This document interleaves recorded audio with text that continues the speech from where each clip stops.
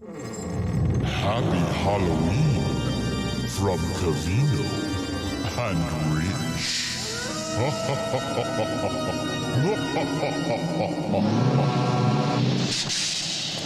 Thanks for stopping. Some night, huh? On this very night, Your hair is weird. 10 years ago, I used to have side poofs, but I got them reduced. You should probably look into that. along this same stretch of road, You're freaking me out, lady. in a dense fog, just like this, No! I saw the worst accident I ever seen. That's a great story. It's like my friend Covino. He got hit by a brick, like a brick fell off a cement truck. It was terrible. There was this sound, Yeah? like a garbage truck, Yeah? dropped off the Empire State Building. I used to go to the Empire State Building all the time. I would bring girls there all the time. Back, my single days, I would take girls and then the top of the rock sometimes, but, sometimes it was just, really romantic. Almost as sweet as my old view of my old house, the ivory tower I used to live in. That's the kind of guy I am. Mr. Perfect is what they used to call me.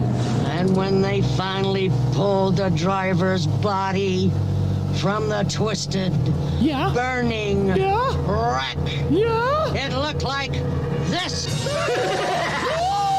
No, stop it, lady. You're freaking me out. Yes, sir. That was the worst accident I ever seen. I get off right here, lady, and you're freaking me out, and your hair is weird, and your toenails are unpainted. But thanks for the ride. Have a nice night. Be sure and tell them Large Marge sent ya. Maybe you wouldn't be so large if maybe you worked out or something. Just saying. Nothing perfect. 1, 2, 3, 4. Don't mind if I do. Covino and Rich. Are you ready? Honestly, how do I deal with you every day? Get ready. You've heard all about it on the radio. Get ready. Yeah! Holy mother nugget! And holy mother meatball! I'm the smartest man alive! You're so ridiculous. What? You're such a fool. Get out of here. Oh, I'm a disc jockey. What's a disc jockey? Here we go. Covino and Rich. Let's go!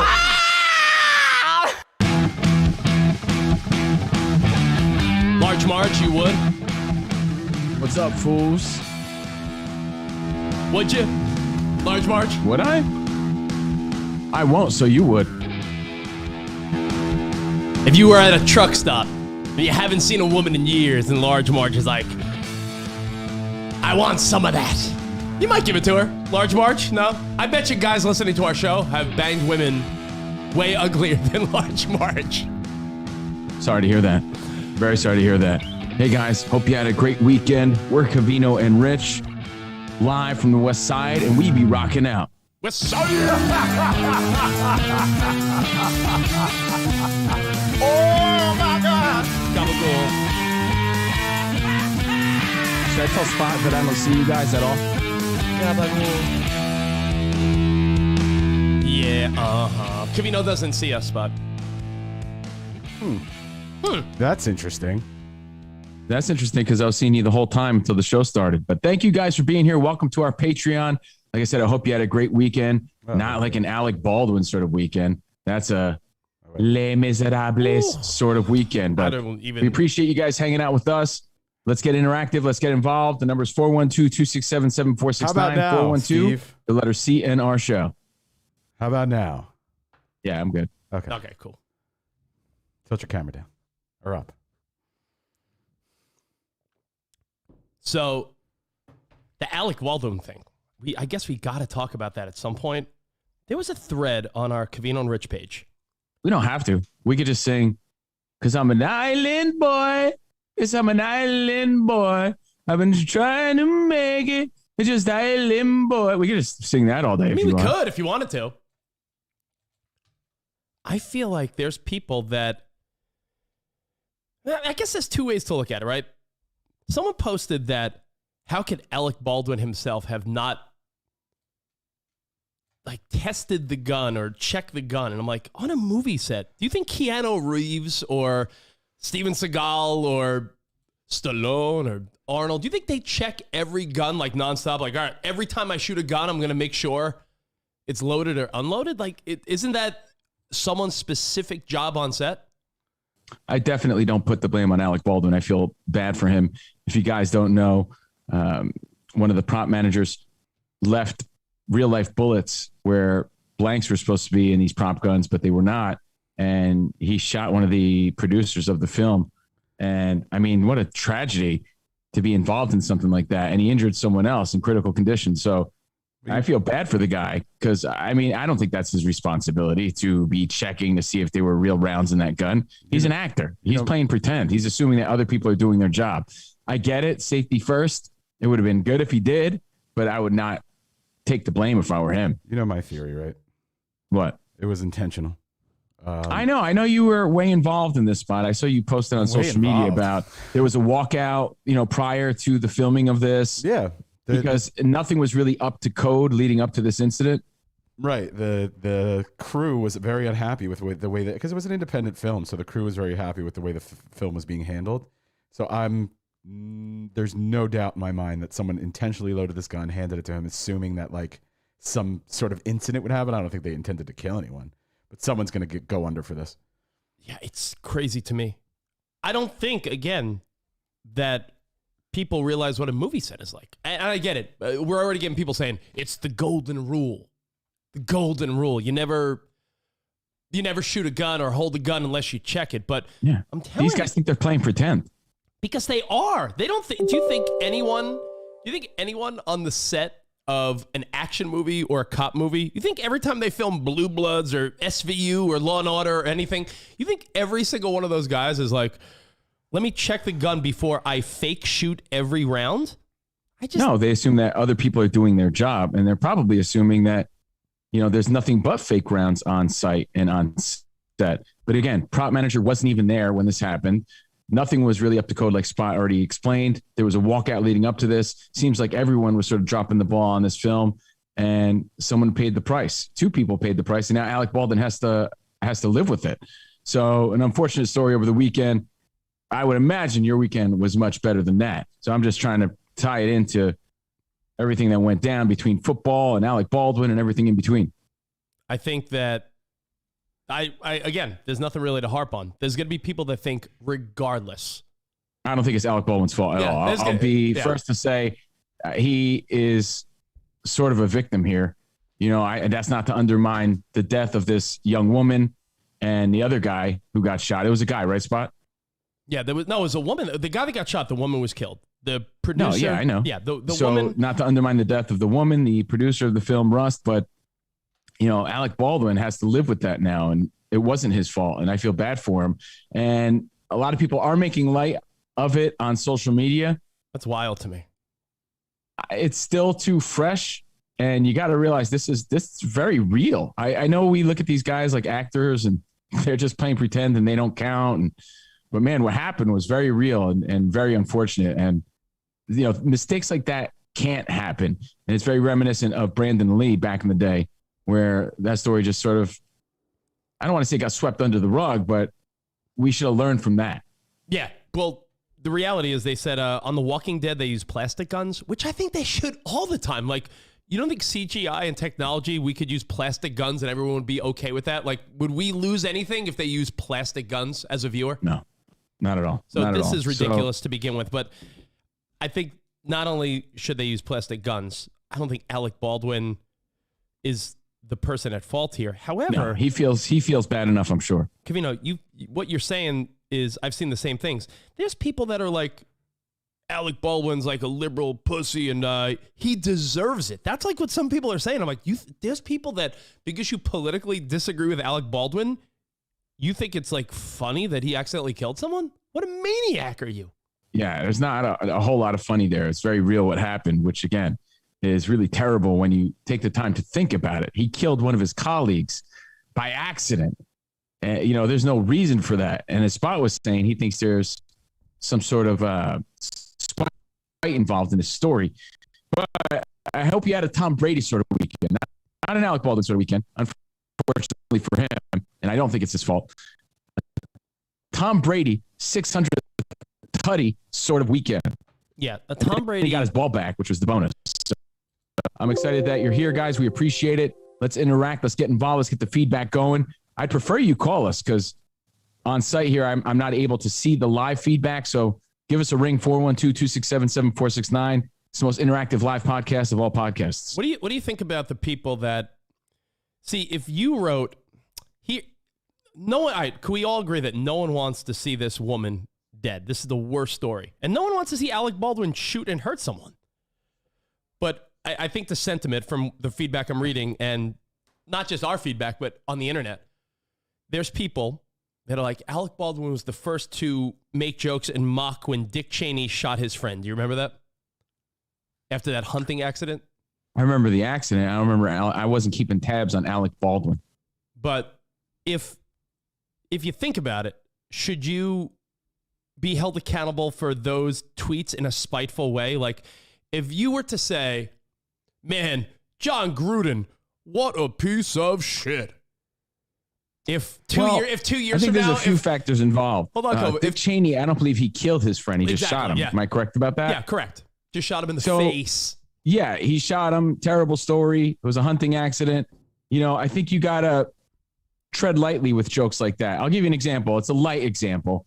But yesterday I was sort of having fun at the expense of Pat Mahomes on Fox Sports Radio. I was doing the whole, right? I was doing that whole thing because he got pummeled yesterday. But I wanted to make sure that he wasn't seriously hurt first, because then what is supposed to be a joke comes off in bad taste because of the outcome, right? So I did my due diligence and I made sure he was okay before I started having fun at his expense. Yeah. So there's a method to the madness, and what happened was just unfortunate. And honestly, hopefully it should have been a learning experience, like we said, back when they were filming The Crow. Yeah. If they don't make the proper corrections here, then they've all dropped the ball. Well, you know that show, like, what is it? The Rookie? The Rookie and other cop shows, and who was it? There's a few shows that have already, in protest, said we are no longer using those type of guns on set, which makes sense. Plastic guns, bro. Plastic guns. Walking Dead's doing it. And I don't think anyone's ever said, man, Rick Grimes, that show's lacking fucking realness. It's a vampire. Well, it's a zombie For those show. of you keeping score at home, the reason Spot is not on today is because his guns were not allowed on the set afterward. Yeah, Spot's got those guns. Anyway, my long drawn out point was, True. You can't, it's actually way too soon, and you can't be poking fun at Alec Baldwin when he ended up actually killing an innocent person who was just there trying to do their job. So terrible story this weekend. But like I said, on a positive note, we had some good football and we got some good baseball this week. Hope you had a nice weekend. And thank you guys again for being here. We have some friends in need to get to today. Yeah, no, there's a ton of friend in needs. We could get right into it right now. Friends in need. Friend in needs. Friends in need. Friends in need. Multiple friends that need us. Right. Not multiple needs that need the From friend. one friend does not have multiple needs. Oh, No. I'm sure they do, though. The assistant director needs to be charged with a crime, period. That's from Bill Jackson. Here's the only way to sum that up, Covino. Does someone need to be charged with a crime? Or you just say, well, accident. Like, could accident justify this girl's death and then it's just over? Like, oh, oopsie No, daisy. it's like negligence. You know, someone wasn't doing their job. This is very serious. You would imagine if you're a prop manager and you're in charge of handling firearms, that there comes a level of like seriousness. Yeah, well, like this is a no joke responsibility, gig. You don't let things like that happen. So someone should be accountable. Someone died. What about that time you were in charge of all of Carrot Top's props? Was that did you take that very serious when you were his prop manager? I did. I took it very serious. I take all my work serious. A golf club, a trunk, a mask. I take, honest to God, I take all of my work maybe a little too serious, which could be a blessing or a curse. I don't know if it's good or bad. So yes, when I was Carrot Top's prop manager, I made sure I put all his things neatly back into the trunk and I checked them all before I gave them to him. I mean, when you're dealing with guns, you would think that's the bare minimum that would be done, but people weren't doing their job. They should be held accountable. Sorry. Yeah, 100%. Someone's got to pay the price for this one because a woman's dead. It can't be an oopsie daisy. It is there's someone that didn't check that gun and we'll figure out who it is. And Alec Baldwin has to live with that. Imagine that. Imagine if you, Covino, were asked to, yo, Covino, because you would do it. Imagine if they were like, yo, Covino, there's going to be an episode of a show based in LA. Yo, do you want to play the role of Vato number 1? Yo, sure I do. Yo, after SAG minimum, yeah, Covino would show up for 5 or 10 G's to fucking be Vato number 1. Imagine Vato number 1 had to shoot someone. You pick up a gun, you think it's like a fake prop set gun, and you're like, yo, Vato! And you're like, oh my God. And you shot someone and they died? That will live with you forever. Alec Baldwin, no matter what he's done in his life, 30 Rock, his acting, his family, his fame, everything, he has to live with the fact that he shot and killed someone. Take away the fact that it was a movie set, it was an accident. The reality is he has a gun, he aimed it at someone, shot it, and they're dead. Moving on, because it's a miserable story. We'll take your feedback, though. 412-267-7469. That's our text number. Sports, entertainment, and life. We're not going to harp on sports too much today because, again, we went in depth on Fox Sports Radio yesterday, loosely in depth. We had a lot of fun on yesterday's show. We talked about Tom Brady's 600th tutty. We talked about the kid that had the ball, had the golden ticket, and he gave it back to him for a signed jersey. He could have sold that ball for a maximum of $750,000, but traded it for a $3,000 valued signed jersey. So, I mean, maybe that's the good karma you have when you're Tom Brady, but I feel like that kid, whose name is Byron Kennedy, 29 years old of Florida, he dropped the ball. Okay, cool. I'm sorry, I was just curious what the name of the biggest moron on earth was. Hold on. Byron Kennedy. Perfect. Byron Kennedy, biggest dope ever. You had a winning lottery ticket, and you gave it back to very fortunate millionaires. Yeah. Hey, you have the Covino. You have the $1 million scratch off ticket. Give it to that guy over there that is worth $200 million. Can you do that for me? So we talked about that. We talked about the Chiefs stinking. We talked about the Titans and the Bengals being the real deal. We talked about how parody. Yeah, the parody of the NFL. If you missed it, we put the link up at Covino and Rich, foxsportsradio.com. Look up Covino and Rich on foxsportsradio.com. But a fun weekend of football, and the World Series is this week. I'm going to be sort of torn come tomorrow because do I watch the Braves and the Stros, or do I watch the Bachelorette? You tell me. Is the Bachelorette? I'm joking, obviously, Rich. Because it's obviously the Bachelorette. No, because why not both? Yeah. Is the Bachelorette fine or is she aight? I mean, she's aight, but they fawn over her on TV. Her name's Michelle. She's a really sweet person. She's definitely pretty. She's just not my steez. I mean, she's like 6'2", so she'll slam on me. So that's on me. That's not on her. She's attractive. Jordan loves her, but is she one of those women that guys are like, yeah, she's right, but every other woman's like, she's amazing, like those type of women? Well, because she was super sweet on another season, and everybody loved her. America fell in love with her, so she became the Bachelorette.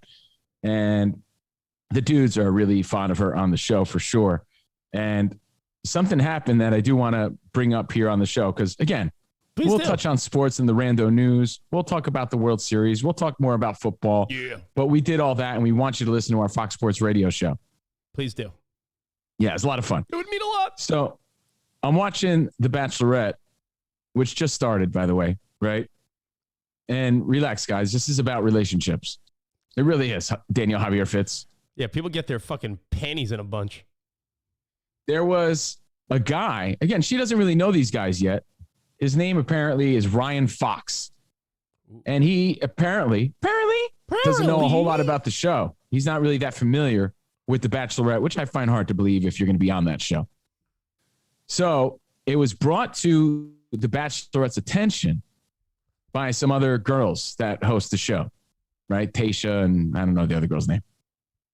The other hosts brought it to The Bachelorette's attention that, hey, there's a guy here that we're not sure if he's here for the right reasons. Is that the lamest phrase in reality show history? Here for the right reasons? Like, to me, it's like at this stage of the game, what is it, season 20-something of The Bachelor, Bachelorette? At this 18, point, I think. At this point, now early on, that was a good question because it's like, hey, you here because you want to find someone, or are you here because this is a dating show? Early on, when the show wasn't so popular, maybe the people were there for like, hey, let me meet someone and fall in love. Now, when people realize, if I go on The Bachelor, I'm immediately going to get hundreds of thousands of social media followers if I make it to a certain level. It's almost like a social media career propeller. So when you say, are you here for the right reasons? Isn't there an underlying feeling, Covino, for every contestant on this show now because of that thought? Yeah, I mean, 100%. There's a lot of people clout chasing. They know what comes with this show. You become part of a very elite dating circle, right? You're somewhat famous now. Yeah, it's an elite. Being it's an elite, a part of this little fraternity is very alluring to a lot of young people. Yeah, you're a mini celebrity. You're part of an elite dating circle where you're just sort of, you end up banging just other hot 20 to 30 somethings. And you're right. You're known by people. And out of nowhere, you go from Becky in Minnesota to Becky who moved to LA that now has 400,000 followers on Instagram. So long story short, because I don't want to bore you with the plot, hear me out. We think there's a guy here who's not here for the right reasons. What do you mean? We're not sure he's here for you, the Bachelorette. Well, explain. Well, we were in his room and we saw that he had a bunch of notes written about you in a pad. He had a bunch of notes. What do you mean a bunch of notes? Well, how to avoid from being the villain, ways to sort of win you over, facts about you, things to talk about if there was a lull, just a bunch of notes about the show and about this woman's interest, right? Now, I look at that as over preparedness. This guy's doing his due diligence. If you go to any interview or any first date, you're not going to do your homework on the person you're about to meet. In fact, we talked about this last week when going to meet people for jobs and things like that. So they made this out like this was the worst thing. Maybe there was more to it than I'm not seeing or understanding or that meets the eye. But long story short, she approaches this guy, Ryan, I'd like to talk to you. He's like, what's up? What's up? How you doing? I really think you look beautiful tonight. She's like, I heard that you wrote all these notes about me, like some sort of playbook to win me over. They kept using the word playbook. And that's... And it's like, what? Yeah. To me, that's normal dating behavior. Covino, when I first met my wife, and this is before social media blew up. When I met Sarah, like we were on MySpace, right? I mean, I remember seeing my wife's MySpace page. So if I was on MySpace and Twitter trying to get a vibe of what Sarah was like, I asked people in her life, yo, give me some fun facts about Sarah. All right. She likes that TV show. Yo, like what type of food is she into?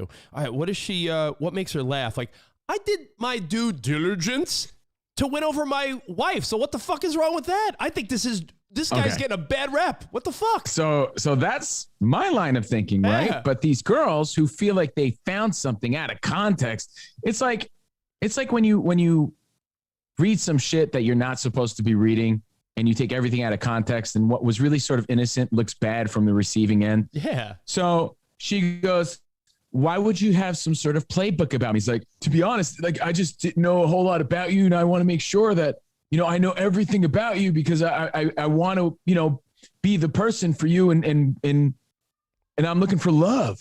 Right. Yeah. And she goes, can I go back and read the notes? He's like, sure. He's like, these are notes from my friend. They were telling me about the show because I don't know. He's like, I have nothing to hide. These are just things about you that I wanted to remember. So it showed that I was interested and that I did my homework. Please. Long story short, they turned what I found to be like, hey, good for this guy. He's going the step above. No. She ended up dismissing him the very first night because he had some sort of playbook or some sort of agenda to not be there for love, but to sort of win her over. And I'm sitting here like a guy thinking, that's a guy doing his going above and beyond his Call of Duty on a first date. Do women not understand this or something? I was so like bemuffled by, how did they let this guy go? He's the only guy that gave a shit. Yo, to me, I don't even want to talk about it anymore. It's aggravating me so much because dude, they let him go. She let him go and dismissed him before like the first cocktail party and everything. She went to his room, read his notes. He's like, yeah, here, look, these are all my notes. And she's like, I like puppies. He's like, yeah. I eat cookies. Yeah, well, I heard it. And then, The only thing that was suspect was like how to not be the bad guy on the show. But again, he was like, I don't really know anything about the show. These are notes my friends gave me to like, hey, watch from doing and saying these type of things. Man, I'm aggravated hearing you say this because while it is about The Bachelorette, this is about real life. And I know for a fact, I see my wife with her single friends. If one of my wife's single friends meets a new dude, all their girlfriends do like a full fucking fledged investigation on this guy on social media. They like if you meet someone new. I'm sorry, you mean create a playbook? Because that's what this dirty sort of process was. Covino, you were single for maybe a good year in between your divorce and when you met Jordan, right? Yeah, almost like a year exactly. Yeah. You don't think when you met some girl on Tinder or Bumble and met her for a drink, you don't think she investigated your Covino Rich YouTube videos, your social media, your Instagram, clips about our radio show? Oh, he was on TV. Let me watch this clip. Like, you don't think that shit was what she did? She got home from having drinks with you and probably immediately did these things. This is what people do in the dating world. There's an episode. And they spun it and they made it out to be where this guy was some sort of villain trying to, steer the Bachelorette in the wrong direction, where I'm sitting there as a guy saying, no, this is what not only women do, but all guys do. And in fact, what you probably should do when you have all this information in today's world, you don't go into any scenario, any job, any meeting, any date, not knowing anything. What sort of idiot does that? So I wish this guy would have stood up for himself, but I also want to get feedback from everybody on things that they use to their advantage. Like, I searched my girlfriend. I found out she liked cupcakes. So I brought a few on our first date. Like, is that bad? I think that's actually doing a great job and showing that you're interested. That's really showing you care. David Castillo said, girls love to assume. Bro, for real. I mean, women investigate I agree with it. I agree with everyone's feedback so far. People are saying that this is just typical investigating people do. There was an episode of How I Met Your Mother, Covino, and that shit's an old show now, where Ted went on a date and the whole joke was he promised himself he wasn't going to search her on the internet before they met for the first time. That is just normal behavior. We met someone for a work drink like a week ago, some new possible work situation. And what did we do before we met up with this person? You looked up their professional accolades. You probably looked them up on social media. Oh, what are they into? How do they roll? What's their style? That's what you do. If you have a meeting with someone, you look at their LinkedIn. You look at their fucking social media. This blows my mind. It's the fact that they found the notes. And when you find information like that, it just hits you differently. I don't know why. But again, something I'm bringing up just to make it very clear that I think you're doing a good job. And I think you're, again, going above and beyond. Now, if you're looking up and doing the bare minimum, hey, what city are they from? What team do they root for? Do they have any siblings? Like, this is information that's out there that you could use to your advantage. And this poor schlub was doing just that, to my knowledge. That's what I got out of it. And they looked at it like he was breaking rules and he was manipulating, and they dismissed him immediately. So it was a little ridiculous, just throwing it out there. And I think that's a standard in today's world. Just want to make that very clear. Well, Cliff is saying, why would you bring an actual written out notes of a quote playbook? Like, keep that shit in your head, memorize it. And Andrew said, you're leaving out one part. Maybe not you. He's saying there's one part that is a factor. For all the little cute things he wrote about her, there were notes about how to, quote, play the game and win the Bachelor. Like it seemed like there was also show strategy mixed in with like the notes about her. That's what they're there for. You know what I mean? He's trying to be better than the rest of the people there. He claimed he was honest. He didn't know really much about the show, never really watched it. Those were notes from his friends on how the show works. He's like, here, take a look. This is just notes to me from a friend that was just explaining how the show works. I'm here for you. Look at all the things. These are things I just want to know about you to show you that I'm into it. And she's like, yeah, bye. And that was it. End. The show is so silly by premise anyway. It's like, no, because there's a fine line. The way I took it too is women are going to take it sometimes you have good intentions, like Toad the Wet Sprocket, and you think you're doing your due diligence. Yeah. And you're just coming prepared. But women sometimes can twist that, if they want to, into, oh, you're manipulative. Oh, you have a playbook. Like I'm some sort of prize you're trying to win. Yes, you are. You're the Bachelorette. That's the whole point of the show. In real life, they could take it like you're almost, what's his name? Joe on you? What's his name? Joe Joe Goldberg. Yeah, you're almost like in Joe Goldberg territory of being a little creepy. You're like, how did you know I was in Tulum last month? Because it was on your social media? Are you some sort of stalker? No, I was just looking at your social media before I got here. You know, like, relax. You know, Covino, Lisa, you're like so clingy. We just met. Lisa nailed it. These are things we all do, but they're unspoken. Sort of like how every teenage boy got caught doing it. Yeah, sort of how like every teenage kid, masturbates or fucks his couch or mattress or something, but you don't talk about it until you're way older, and you're like, oh, everyone did that shit. It's behavior that you do that you don't share with others. Looking up someone before a date, everyone does it, but it's, you know what it's like, Covino? When you bump into someone you haven't seen in a while. Hey, bro, how's the family? Meanwhile, you know how the family... Jones? You know how Broski Jones' family is. You know why? Because you liked his pictures on Facebook for the last year since you haven't seen him. So, hey, how's the family going? I know how the family's going. You guys went to Disney 2 months ago. You slow down, Joe Goldberg. What are you, some sort of stalker? But we all know it's sort of like a weird thing. When you see old school friends now, you almost have to go through the fake motions of, hey, how you been? What have you been up to? And you're like, what have I been up to? I see that you look at my Instagram story. You know what I'm up to. Like that's this creepy yet real part of life now, right? Yeah, so just the story that I took away from week 1 of The Bachelor. Episode 2 is tomorrow. And again, I watch it because it does make you think. It's like, wait a second, this is what everybody does. If not, they should be doing. And he's being ridiculed for it. Whatever. I know. So the end, I digest. We don't need to harp on it. I just wanted to point that out. That is something, like you said, we all jerk off, right? Yeah. We all do stuff like this. And if you're not, then you're not doing your homework. I know what so many people in my life are doing. But do you think I tell them, like, when I see them? Of course, you do the same small talk of like, hey, what have you been up to? When I saw my brother-in-law and stepsister in New York, hey, what have you been up to? I'm like, I know what you've been up to. I follow you on Facebook. Covino, next time I see your sister Grace out here in LA, let's say around the holidays, if I see her, hey, what have you been up to? I know. Like right now, she's in Florida having a good time with her kids and husband. But I want her to tell me that story in person. What am I going to say? Hey, Grace, we don't need to catch up because I've been creeping. Like, so am I supposed to say that? Imagine you're putting yourself on a game show where you want to shine your brightest and do your best, not look like a fool, compete with 25 other dudes there to win over this woman. Do you think that people aren't going to do their homework? It was ridiculous. No. And again, just throwing it out there. That's it. Hey, by the way, speaking of dating shows, I know you mentioned that you had watched this, so this is so dumb and funny that Sarah and I watched a bunch of them back to back, but we didn't even watch the episode. We watched the beginning.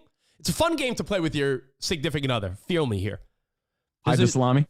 It's called Hide the Salami. You tell them to close their eyes. Now, there's a really stupid reality show on Netflix, but I promise you, when I tell you the game, you're going to say, ooh, you've taken this show and actually made it fun. There's a show that you mentioned a while back, but we didn't harp on it, called Sexy Beasts. Yeah, stupid, but funny. It's a dating show where people wear elaborate animal masks that you can't see what these people look like at all. Like, it's pretty deceiving, right? It's so dumb that it's great, yeah. So they wear these masks, and let's say it's a dude. The dude will be like, I'm Joe, but today I'm a fucking lizard. And he has a big fucking lizard outfit on. He goes on a date with, I'm Jessica. Today I'm a muskrat. I'm Rebecca. I'm dressed as a Sasquatch. And they go on these dates. And then at the end, he picks the girl, but then they reveal what they look like under the costume. Covino, the great game to play is not watch these 23-minute terrible episodes. Here's the game. You watch the contestant and the three people, and based on their 30-second interview with your significant other, decide what do you think they look like underneath and if they're hot or not. And then fast forward to the last 5 minutes of the reveal and be like, all right, the lizard, I think she's like, all right. I bet she has like short brown hair and she's like, meh.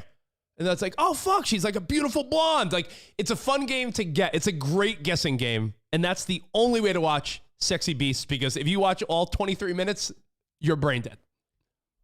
Yeah, I'll back you up on that. But that's a good game. It's a good game to play with your significant other, because you'll it's funny to guess what you think these people look like. Because some of them, you're like, yo, that makeup is so good, because I would never have guessed she was beautiful. And some of these girls are hot. No, definitely. It's not a bad show. It's actually pretty decent, to be honest. It's on Netflix if you want to check that out. But anyway, that happened. I say continue doing your homework if you're trying to impress somebody, especially with the information that's out there today.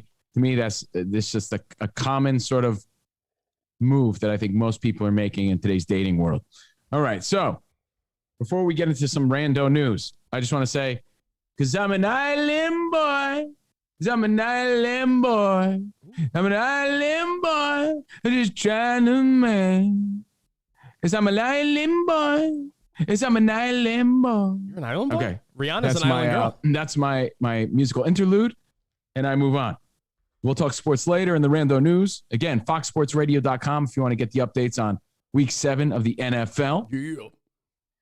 And tonight you got your Monday Night Foosball. We'll talk about that. But, Rich, I want to talk about some friends in need that we have. Oh, yeah. And you're going to have to pull it up on your phone. I got them all right here, broski. Yeah. Let's talk about Travis first. I don't know if you want to give away his name. Let's call him Travis Boner. Oh, Travis Boner? Fine. Travis Boner hit us up, courtesy of the Carl page, Covino and Rich listeners on Facebook. What's up, Carls? What's up, Ian Kennedy? I hope you're not related to Byron Kennedy, the dummy that gave back the Tom Brady football. What's up, Donnie Pompidou and Vic in Toronto and all you buffoons? Donnie Pompidou, congratulations to your Atlanta Falcons. They beat the Dolphins yesterday. Last-minute field goal. We made that on my Behind the Velvet Rope teaser town bets yesterday. Yesterday we went, what do we go? 3-1. So another winning week for the dope pick. So if you follow along and bet with me, the last 3 weeks have been great. My 49ers, however, suck a ball sack. And you know what the reason why the 49ers stink, Covino? It's really obvious. Jimmy Garoppolo's not the guy. And when you could tell that Shanahan and the team have no confidence in him, he doesn't have confidence. And their secondary stinks. And then you wonder how much of that offense runs around George Kittle just being the best player on that team. And he didn't play last night on National Tight Ends Day. Yeah. Yes, there was National Tight Ends Day, so Rich did some extra squats just for you, for your viewing pleasures on Patreon.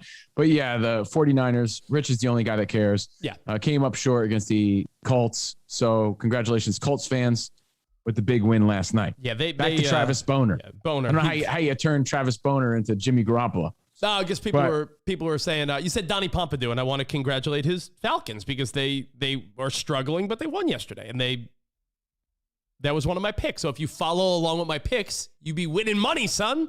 All right, Travis Boner. Props to all your teams, to Week 7, to Monday Night Football, to all the sports. The NBA's back. Some racing. Alex Berman was all about Formula One this weekend. So anyway, whatever you watched, I hope you enjoyed it. But courtesy of the Carl page on Facebook, I saw that Travis chimed in about a midlife crisis of sorts. Now, before we read his email or his post, let's take it back to how long we've been doing this show. You know, like we've been doing the show long enough to see people grow up, grow old, become parents, get married, get divorced. We've seen them through ups and through downs and through reach arounds. So there is going to be a point in time where we start dealing with pals who are dealing with relationship issues. Their family members are getting older and they're getting sick and they're dying around them. Like real life starts to hit. So for whatever reason, now we're starting to see a lot of feedback from our listeners about these changes of just trying to hold on to their youth. I don't see a whole lot of shame in that. But let's take a listen to what Travis Boner has to say. By the way, you said we've seen people go through marriage, divorce, kids, all that stuff. It made me think of another thing. Divorced one time, totally normal. 50% of the country goes through it. Divorced the second time, maybe you're like, oh, maybe I'm not the best decision maker. If you're divorced 3 or more times, would you say you're the problem? I'm an island boy. I'm a just island boy. But do you think I'm not the problem? No, is 3 I'm times an island boy. Is 3 times the like you know how we always say if a woman has 3 or more cats, stay away. If someone's been divorced 3 or more times, wouldn't you imagine that they are a poor chooser? I mean, you have close friends that have been divorced more than 2 times. How do you feel? That they're the problem? I have one friend that's been divorced twice, twice. Shannon, our friend Shannon's been divorced twice, not 3 times, Covino. That's why I said 2 is like, ooh. But she was 18, and then she had a relationship that didn't work out. So that's why I'm like, okay, it makes sense. I could see that. I'm saying 3. The point is, you know, we've been doing this long enough to see, you know, the circles of life. And Travis Boner finds himself, you know, in a scenario, in a situation where he's sort of pondering where he's at. I only bring up the more than 2, Covino, because there's a girl that you recently asked me, are there any like celebrity type crushes that I have or anyone that I'm like, oh, that girl is hot? And it's hard to decide because like we live in a world now of like Instagram booty and like, are there any like hot celebrities? There's someone that I always find super cute, but she's been divorced 3 times. And I'm like, yo, is she just the most pain in the ass person ever? Because it's not like she's been divorced or divorced twice, 3 times. Do you know who Jana Kramer is? Negative. She's a country star and an actress. And there's something about her where I'm like, yo, there's something cute and hot. I don't know. I look at her and I'm like, ooh. But then I'm like, 3 times she's been divorced. Clearly you got notes on her. Well, Joe Goldberg. I mean, I don't know what you're talking about. Let's go to Travis Boner's. What do you got? Some sort of playbook, you weirdo? Dude, I'm sorry. I mean, all right, here's Travis Boner. Here we go. Guys, help me out. I don't know if I'm having a midlife crisis or what, but I've been super reminiscing lately about my early 20s, something bad. He goes, I'm 38 now, happily married, 2 daughters, 8 and 4. I got a good job. His house is paid for. By the way, whose house is paid for before they're 40? God bless you, bro. Not me. Don't worry, your house and my house, we'll pay off our houses by the time we're 65, 70. Sweet. Life is good, but man, I keep finding myself listening to music that was my go-to in high school and college, and it's hitting me in the feels department. I keep going back to old memories with music. Rather, it's hanging out with my friends, doing stupid things with girlfriends, 90s rock, groove, punk, alternative, etc. I associate music with memories super hard, apparently. Heck, I've been on a John Mayer kick recently because during my first relationship, that hit the feels hard. I keep going back to how different life would be if I stayed with that girl or that girl. It definitely would be different. He's having some Family Man sort of scenarios. Y'all ever go back and think about the what ifs? This is the By first Creed? Creed? What if I? This is the first time. He's playing with fire here, Rich. How does he wrap it up? He goes, this is the first time, guys, I'm ever thinking this way. Is it me just getting old? Because I'm happy generally. I have no idea what's going on. So first put it in perspective how serious this is. Serious enough where he's sort of up at night wondering why he's feeling this way. Serious enough where he's going to a social media platform on the Carl page to sort of get advice. So let's keep that in perspective. This isn't just like, hey, what do you think? This is like, hey, I'm really going through something. Is this normal or not? And is this a midlife crisis? I don't know. I don't know what that's about. Is Spot going through one? Maybe. I don't know. I wish he was here to talk about it, but we have a no gun policy. So I think we all go through our. I mean, maybe you, Covino, believe it or not, have gone through it and it was mild and we didn't know, or maybe you haven't gone through it yet. I feel like the closest thing I feel to a midlife crisis is I've been having wandering thoughts lately of like that country star.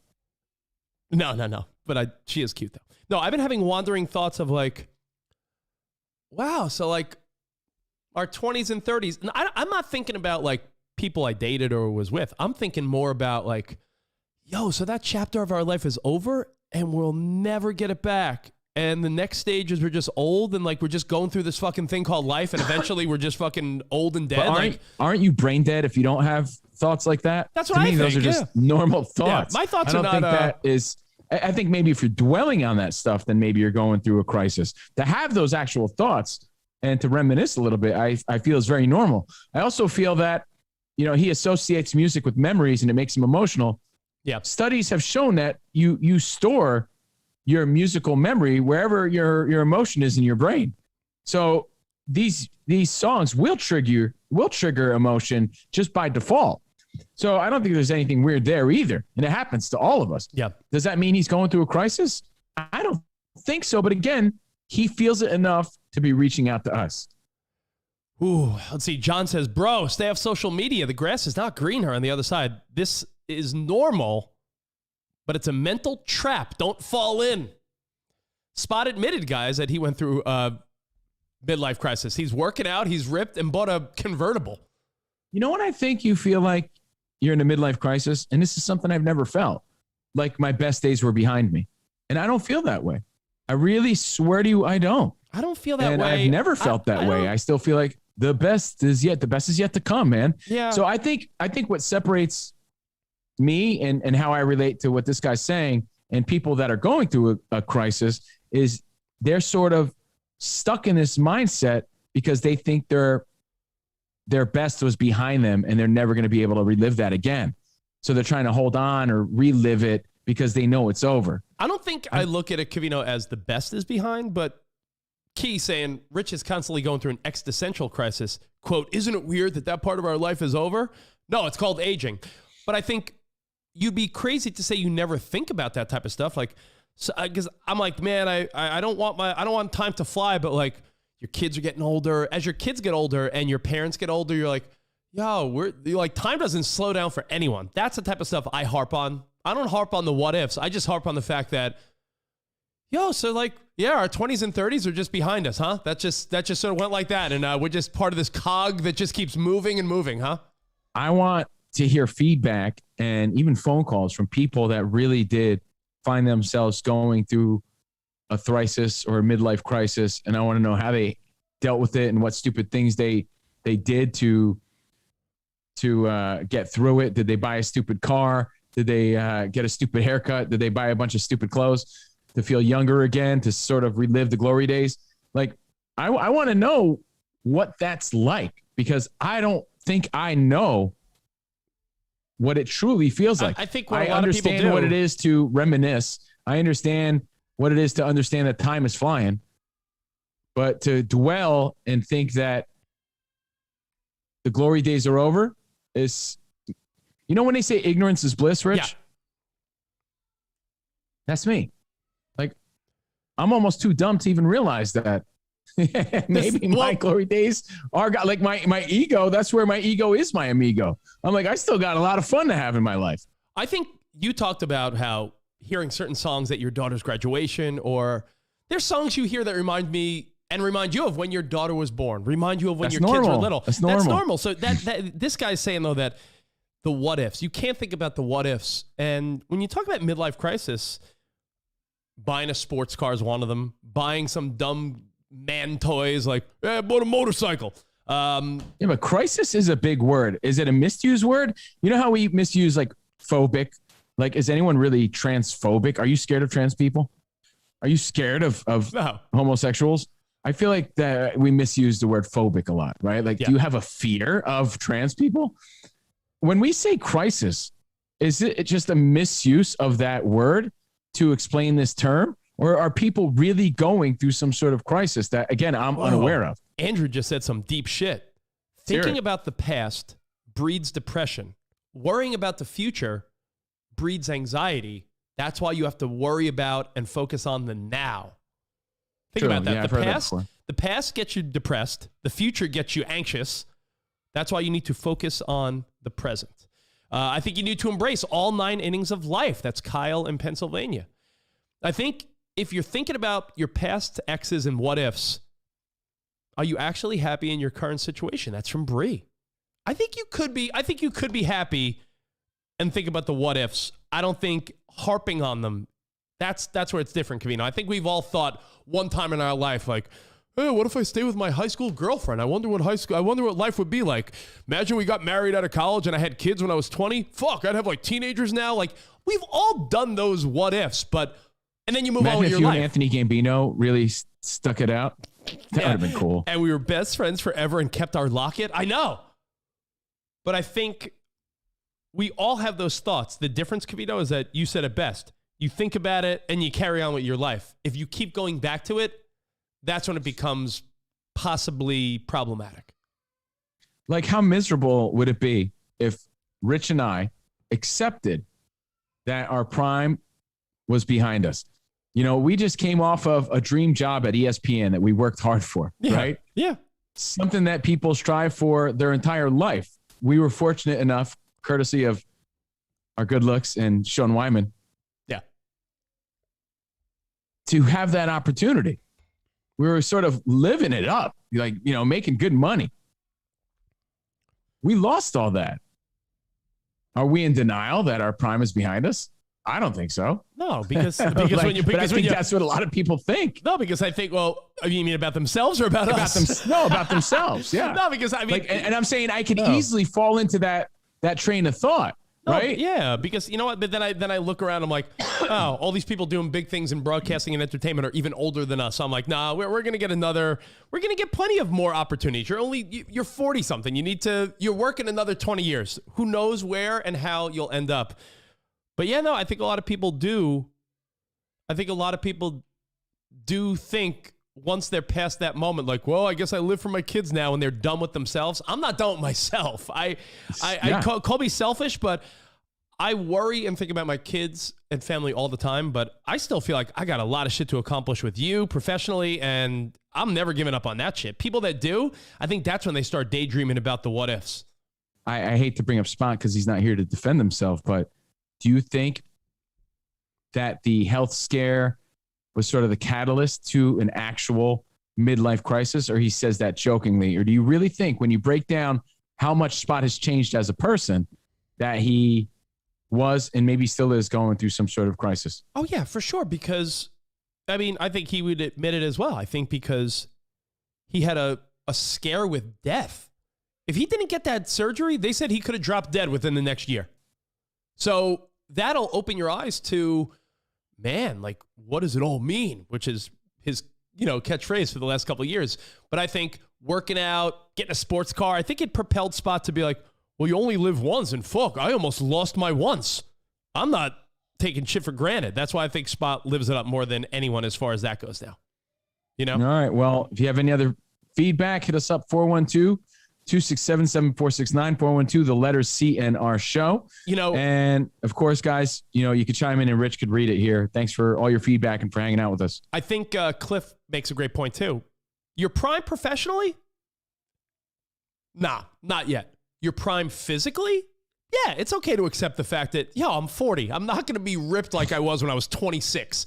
I'm not going to be the fucking stud muffin I was when I was 30 with, I still had abs, like that. Maybe that version of myself is in the past, but the best professional, successful version of yourself, that's not when you're 20 or 30. I think you got plenty of fucking greatness ahead of you. And I'm not saying you, I'm saying the collective you, everyone. You got greatness ahead of you. What it is too is there's two different mindsets, and you touched on it, Rich, unknowingly, I think, because there's people that said goodbye to their youth and they pulled their pants up high and they rocked their dad shoes and they carried on with their life. Sweet. Right? They said goodbye to their youth. They're like, so long.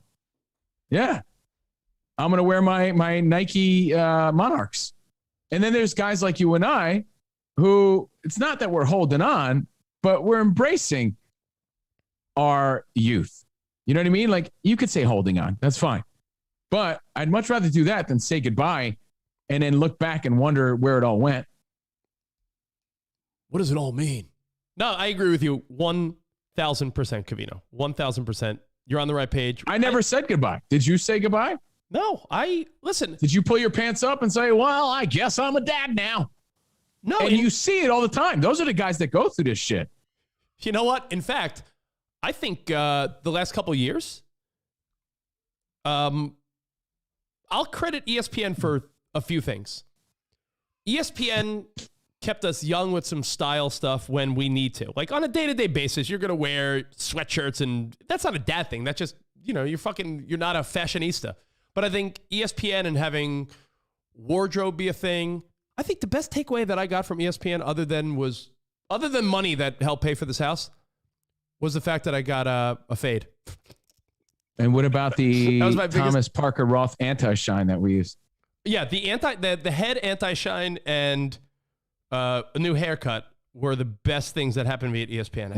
I was always telling Rich to get a haircut and to eliminate the side poofs, get a side poof reduction. But the guys at ESPN really, really nudged him to do it. So that did change. But again, I think we can sum it up with this. Again, people say sayonara. People say peace out. I'm an adult now. I'm getting old. I'm an old guy. Like, there's a lot of people in life that are quick to call themselves like, I'm an old man now. Fuck that, old man. I'll be an old man when I look like an old man. Yeah. And I think those are the people that long for yesteryear, and they get caught up and they dwell on this shit. And that's when they go out and buy a stupid car. That's when they go out and get a stupid haircut. That's when they go out and buy clothes. That's when they end up cheating on their wife because they're bored and now they're dwelling in the past. Oh, by the way, they're like, fuck, I let that shit go too early. When there's guys like me, it's not that I'm holding on, but I really didn't let it go either. That's one, Covino, that we didn't bring up because that's a big one. Infidelity. Thanks. Infidelity is a big time result of midlife crisis because a lot of times guys will find themselves middle age and be like, maybe I didn't explore my options when I was younger, and they're like, well, my wife isn't what she used to be, and I don't see her anymore. There are guys that's what happens. That's a big thing. That's a big thing. And social media. How many times have guys found themselves on social media doing scandalous shit? By the way, Rich, this all ties into other things.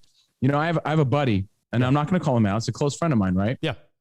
Who, his wife, it's not that she let herself go by any means, but she became like frumpy mom, sort of. Like older mom. You see it happen. She went from, but that made him sort of want to say like, I feel too young to be with this person that's deeming themselves like old lady now. And that could cause a riff in how your dynamic works. No, for sure. If your wife was like, if your wife led with youth and sexuality and then totally changes her vibe, I could see that being a situation. Absolutely. I've seen it, like I said, personally with friends of mine.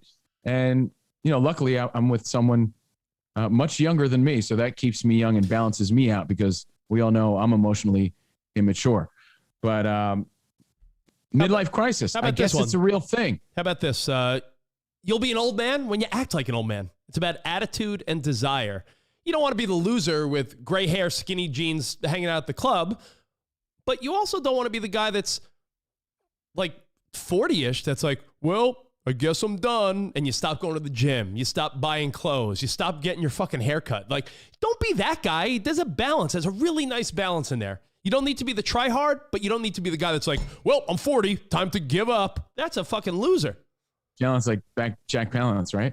Hey, Rich, to wrap it up, what is the one old guy thing, the one reminder that you are getting old?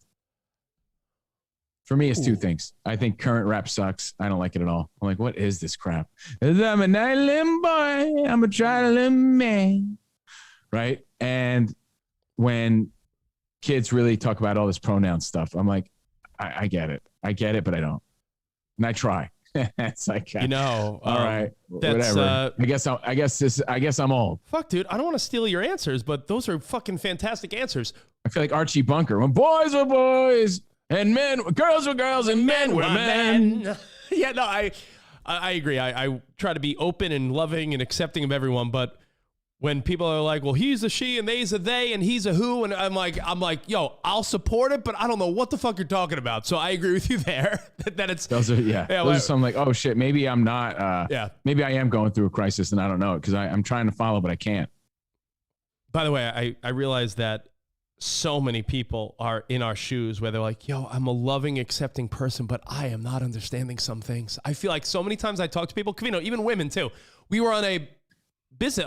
The first weekend I was in Austin, let's just say I was talking to some female coworkers who, you start having conversations and you don't ever want to bring up the touchy issues, but when they do, then it's like, all right, I'll jump in.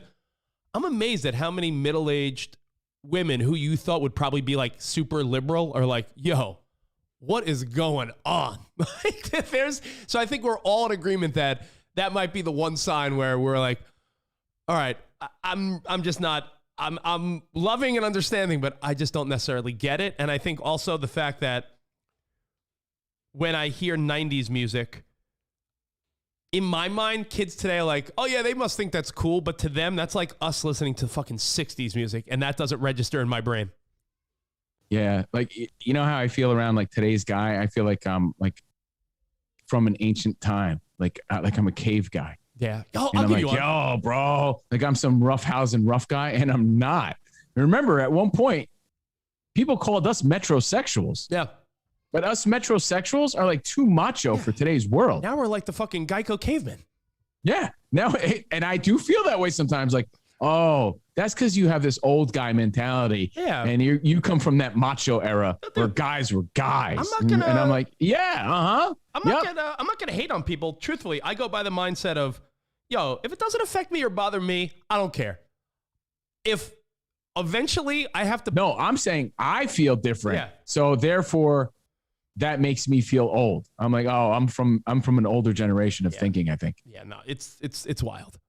It is. So midlife crisis, Travis Boner, I think you got to get out of that mindset. I don't think it's healthy. It's not a healthy mindset to be in. It's always fun to reminisce. We love to reminisce, man. We do it every Thursday for sure here on the show. Yeah. We throw it back. But man, our whole show is reminiscing and talking about the fun shit we used to do. But I think you do that in a healthy way. Like Rich said, there's a balance. Because if you're stuck in that thought of, man, I was good looking, I had all my hair, oh, look how young I was, oh, I had style back then, oh, I should have stayed with that girl, yo, you're gonna be miserable. That's misery. I think the music thing's a big one, Covino. Depending on whatever your taste in music is, rock, pop, hip hop. I like the Island Boys. You know those guys? I don't. Listen, I'll be honest. I don't hate newer music. I think there's a lot of great new music out. I guess just professionally, because we're in the music world with our Sirius XM music stuff, I still get it. And I still think there's a lot of good new stuff. The older stuff creeps me out with the references, meaning if I'm at an event and I play a Backstreet Boys song and I see all the girls dancing and laughing and being like, Backstreet Boys, I'm thinking like, yeah, I remember playing this on the radio. And they're like, this reminds me of like grade school. And I'm like, oh, yeah, like shit like that will blow my mind. I'm like, oh my God, the reference points are weird when you realize, oh fuck, that makes me feel old when it's an oldie now. Oldie, but a goodie. Yeah, no, that's the thing that'll get me. So Travis, I mean, my advice may be easier said than done, but it's a matter of just accepting, like you said, Rich, accepting all 9 innings of life and accepting the one you're in right now. And if you fast forwarded those innings, you went to the game recap and you skipped too quick and you didn't appreciate inning 2, 3, 4, 5, 6, and 7. Yeah. That's on you. It's not like you go back and relive it. So. Well, we got a ton of. Right now. We have a ton of friends reaching out to us with their friend in needs. However, you're talking about aging. Shout out to Nancy Cartwright, the voice of Bart Simpson. She's 64 today. Craig Robinson from The Office, 50. How old do you imagine Katy Perry is today? 37. Bingo. You nailed it. 37. And Sierra, Mrs. Russell Wilson, is 36. Which makes me realize she's older than her husband. It never dawned on me until just now. She's 36. What is Russell Wilson? How old do you think Russell Wilson is? Let me look this up. Like 32? You think so? Let's see. I would say 31. Russell Wilson is 32. Good guess. Look at you. You're on the money. So happy birthday to you if today's your birthday. Well, bam. I'll give some shout outs too. And Richie should give some people a shout out if they're chiming in. Shout out to Alex Efforts. He got me this exclusive CNR V-neck courtesy of his own Young People's Workshop. Alex Efforts, I appreciate the efforts. It's an exclusive, one-of-a-kind, limited edition CNR exclusive shirt. So thank you, Alex, and all of our friends on Discord and Datcord. Shout out to Jaime Tavares, because he's just a handsome vato who's living the life, and I respect that. And he bought me this hat a long time ago, and I still love and cherish it. You love it. So, yeah, we're all friends. How about a shout out to Eddie your DJ, Dr. Tim, Mauser, and who else was on that boat trip? Well, Mauser, Dr. Tim. Mauser, Dr. Tim, Eddie your DJ, and was Jaime with them or no? Yeah. Oh, okay. They went fishing, and there's a video that I'll find for later this week. They caught a shark, a little baby shark, and they pulled it on board. Dr. Tim takes they found the baby shark. And he held it up and threw it back in the ocean. I'm like, would I be able to do that, or would I be scared of a little shark? I don't know. But speaking of doctors, Dr. Tim, I appreciate you. Congratulations on that big catch. And shout out to Dr. Jeff McKinley, because I've been bothering him a lot lately. So thank you, Dr. Jeff. Listens to the show. Shout out to Dr. Red, all the doctors, all the guys with an MD. You know what I'm saying? Yeah. Lonnie 3000. Know what I'm talking about? MD. Have you organized your top 3 people at the Super Bowl halftime show in order yet? Dre, Snoop, and Eminem. Who is the headliner? Have you made that decision? Is that my homework assignment? Yeah, we talked about it recently. There was a homework assignment, but the more I think about it, I'm like, who's like the guy that comes out last, like at the Super Bowl halftime show? Who's the final, like, here he is? It's Dr. Dre, because they're all products of his camp for the most part. So he's the guy. He might be the most none mammoth, of them would be but anything without him. So he's the guy. Yeah, but so true. It's Dr. Dre, Eminem, and Snoop in that order. And shout out to Snoop. That's my dog. His mom passed away over the weekend at the age of 70. Damn, too young. 70, too young. But he said God blessed him with an angel for a mom. So I'm sure it's a sad day for Snoop. And it kind of sucks because she didn't get to see him perform at the halftime show. Yeah, that's a big moment, believe it or not. It sounds corny for all that Snoop has accomplished. The Super Bowl halftime show is like a holiday. Yeah, it is. And you can't take that away. Performing at the Super Bowl halftime show would be like someone winning an Oscar or something like that. It's a very few people get to do it. It's once a year. And congratulations to Snoop. All right, Rich. So because there's not a whole lot going on in the news that's in our sort of wheelhouse, right? We have another friend in need we've been sitting on for a minute. Got it. And it sort of involves something that we touched on. Like, you married your significant other, or you chose them because there was a connection, a love connection. I'm sorry. I just wrote a meme that I think you can relate to. Yeah. There's a meme from Marco that said, a human fart could be louder than a trombone. I discovered this at my daughter's school concert. I saw that. I love that. It's true. I'm sorry. Go on. I love that. We're going to be selling my fart as an NFT coming soon, guys. Stay tuned. Yeah. So we chose our significant other, met him on social media, met him the old-fashioned way, at the store, at the bar. Yeah. But there was something there, a connection, a love connection, Chuck Woolery style. Now, unfortunately, not everybody grows the same way, as we established, right? We touched on that in our last conversation. Fortunately for me, I'm with someone way younger, so they keep me younger. I can't let myself go too much or too far, because then she's going to be with the old guy, and I don't want to have her feel that way. But I've seen it with my buds and some other people where they're trying and doing their due diligence to maintain and hit the gym and buy a new pair of jeans every once in a while. They bought some fly kicks and they try to bring their best, whatever that may be, in 2021. By the way, is your goal in life for people to look at you in Jordan and never say, "Oh, he must like do well"?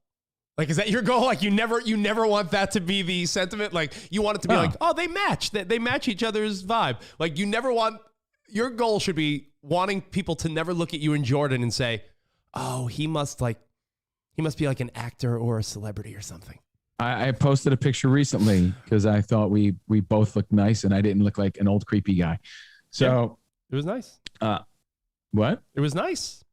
Thanks. But if you're the guy doing your best to maintain and your wife, let's say she just is lacking in the style department, but it gives you a soft off. Mm-hmm. That doesn't mean she's not beautiful. That doesn't mean she's still not youthful. That doesn't mean you're still not attracted to her. But let's say she's the one that hasn't gone to, where did you used to work back in the day, Rich? Ann Taylor? She hasn't gone to the mall to buy any new clothes. And she's wearing what you think are mom jeans and is firing you down. How do you approach this kindly to your significant other? Now, women, I'm sure that there's a lot of times you feel this way about your man, and feel free to chime in.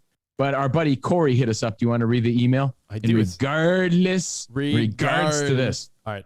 Friend in needs coming at you. You know what gets Jordan really hot? When I wear Covino and Rich t-shirts. Yeah. Oh my God, he represents himself. It's like, that's so hot. Free shirts. He's so self-absorbed. So hot. There is something funny, self-absorbed, but totally acceptable to me that you love wearing Covino shirts. It was a gift. This is an exclusive. I appreciate the efforts. Do you think Dave Grohl wears that's just shirts? Me being appreciative. So this is from Corey. Said, a question for the women in here. He's asking the ladies of the Covino and Rich page. And by the way, do you like my blue phone? I think I'm used to it. I like it now. It needed the money. Oh. My girlfriend is a very attractive person. Works out, takes great care of herself, wears cute shoes and tops, but her fucking jeans are terrible. And I mean terrible. They look like they're from Kmart. They're loose in all the wrong places and boring as hell. That's what he says. How do I approach this? I'm willing to buy her anything out there to change this. Now, hold on. Keep this in mind. Yeah. It's severe enough where he's coming to a public forum to post about it. So it must be some sort of an issue. Yeah. And it's sort of, firing him down because he's like, my wife's still hot. She's got it. And she's sort of like dressing like a grandma with these weak, whack-ass jeans. But there's a lot of people, when you approach them with this sort of thing, they do the exact opposite. So this is, especially women, they're going to take this truly to heart. So how do you approach something like this, guys? It's a good one. Hold on. I'm trying to find the actual thread because Bree is saying, yo, I told him what's up. So let me let's see what this is all about.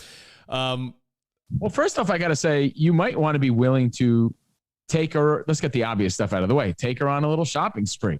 But, maybe you're just not liking the style right now because a lot of these girls today are wearing those high-waisted mom jeans. And I know it's not a good look, but that's what's in style right now. Dude, so do you want her to dress in style? Or do you want to keep her in the decade where you thought she was the hottest? As my wife always complains. But that's backwards thinking. No, I know. My wife says that I love girls that are 2000s hot. Because I, much like a guy like Donnie Pompadour, can't get with the baggy, like loose fit jeans that are very popular now.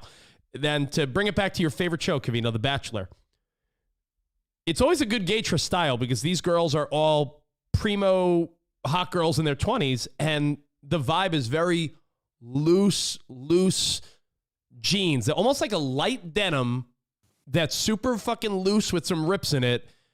The whole idea of like tight ass jeans is not the thing anymore. It's like a weird, like ultra loose fit, and I can't get with that either. But then again, you're Because right. when it's loose, you can't see the caboose. Yeah, but then you got to ask yourself, do you want your girl to be stylish for today or wear what you're attracted to? Like, to me, I don't want a girl to have thin eyebrows, but I know what I can't get with? I hate the Those fucking bushy eyebrows. I hate the young girl, bushy. I'm like a hot 20-something on TikTok. Bushy eyebrows and baggy jeans do not do it for me. So that shit I is don't know. whack. I'm sort of torn on this. You tell me. Do you like what you like, or do you want your woman to be relevant to the style today? Because that's going to differ. What you personally like might be different. And I bring up Donnie, for example, because Donnie is one of those old school guys. Donnie Pompidou, our Canadian pal, is the type of guy that's like, yo, he probably wants his wife he probably wants his wife to wear like the tight, nice, flattering things that in his mind look good. And that's not popular right now. So what do you do?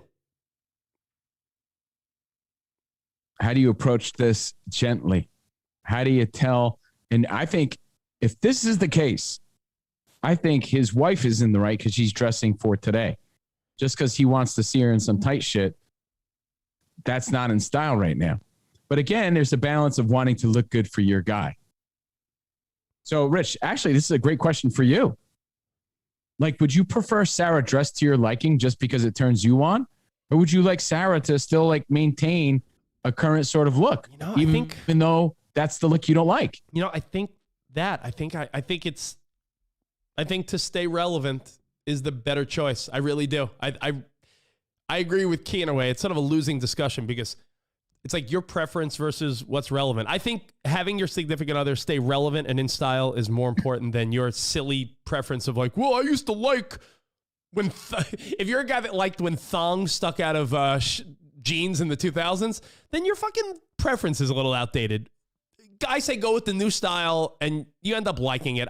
There's styles that I never thought I would adjust to, but you're not going to find, all of a sudden you're not going to find women unattractive. It just might not be your favorite preference. Think about that. There's hairstyles, shoe styles, things that women are all about that guys all look at each other and they're like, why do women do this? You know what I've noticed? What are you going to fight? I noticed that styles, they come and go, right? I'm not breaking the glass here. Yeah. But especially for guys like me, and I think sometimes men in general, we're last to adjust to the new look. Oh, yeah. And there's a lot of times where I'd see Jordan buy something current, right? And I didn't like it. And I'm like, there's nothing flattering about that. Or those shoes. Like, I don't like them. But fast forward, like 6 months down the line, my eyes became accustomed to them. I realized that was the style. And I realized that I was wrong and she was just staying current.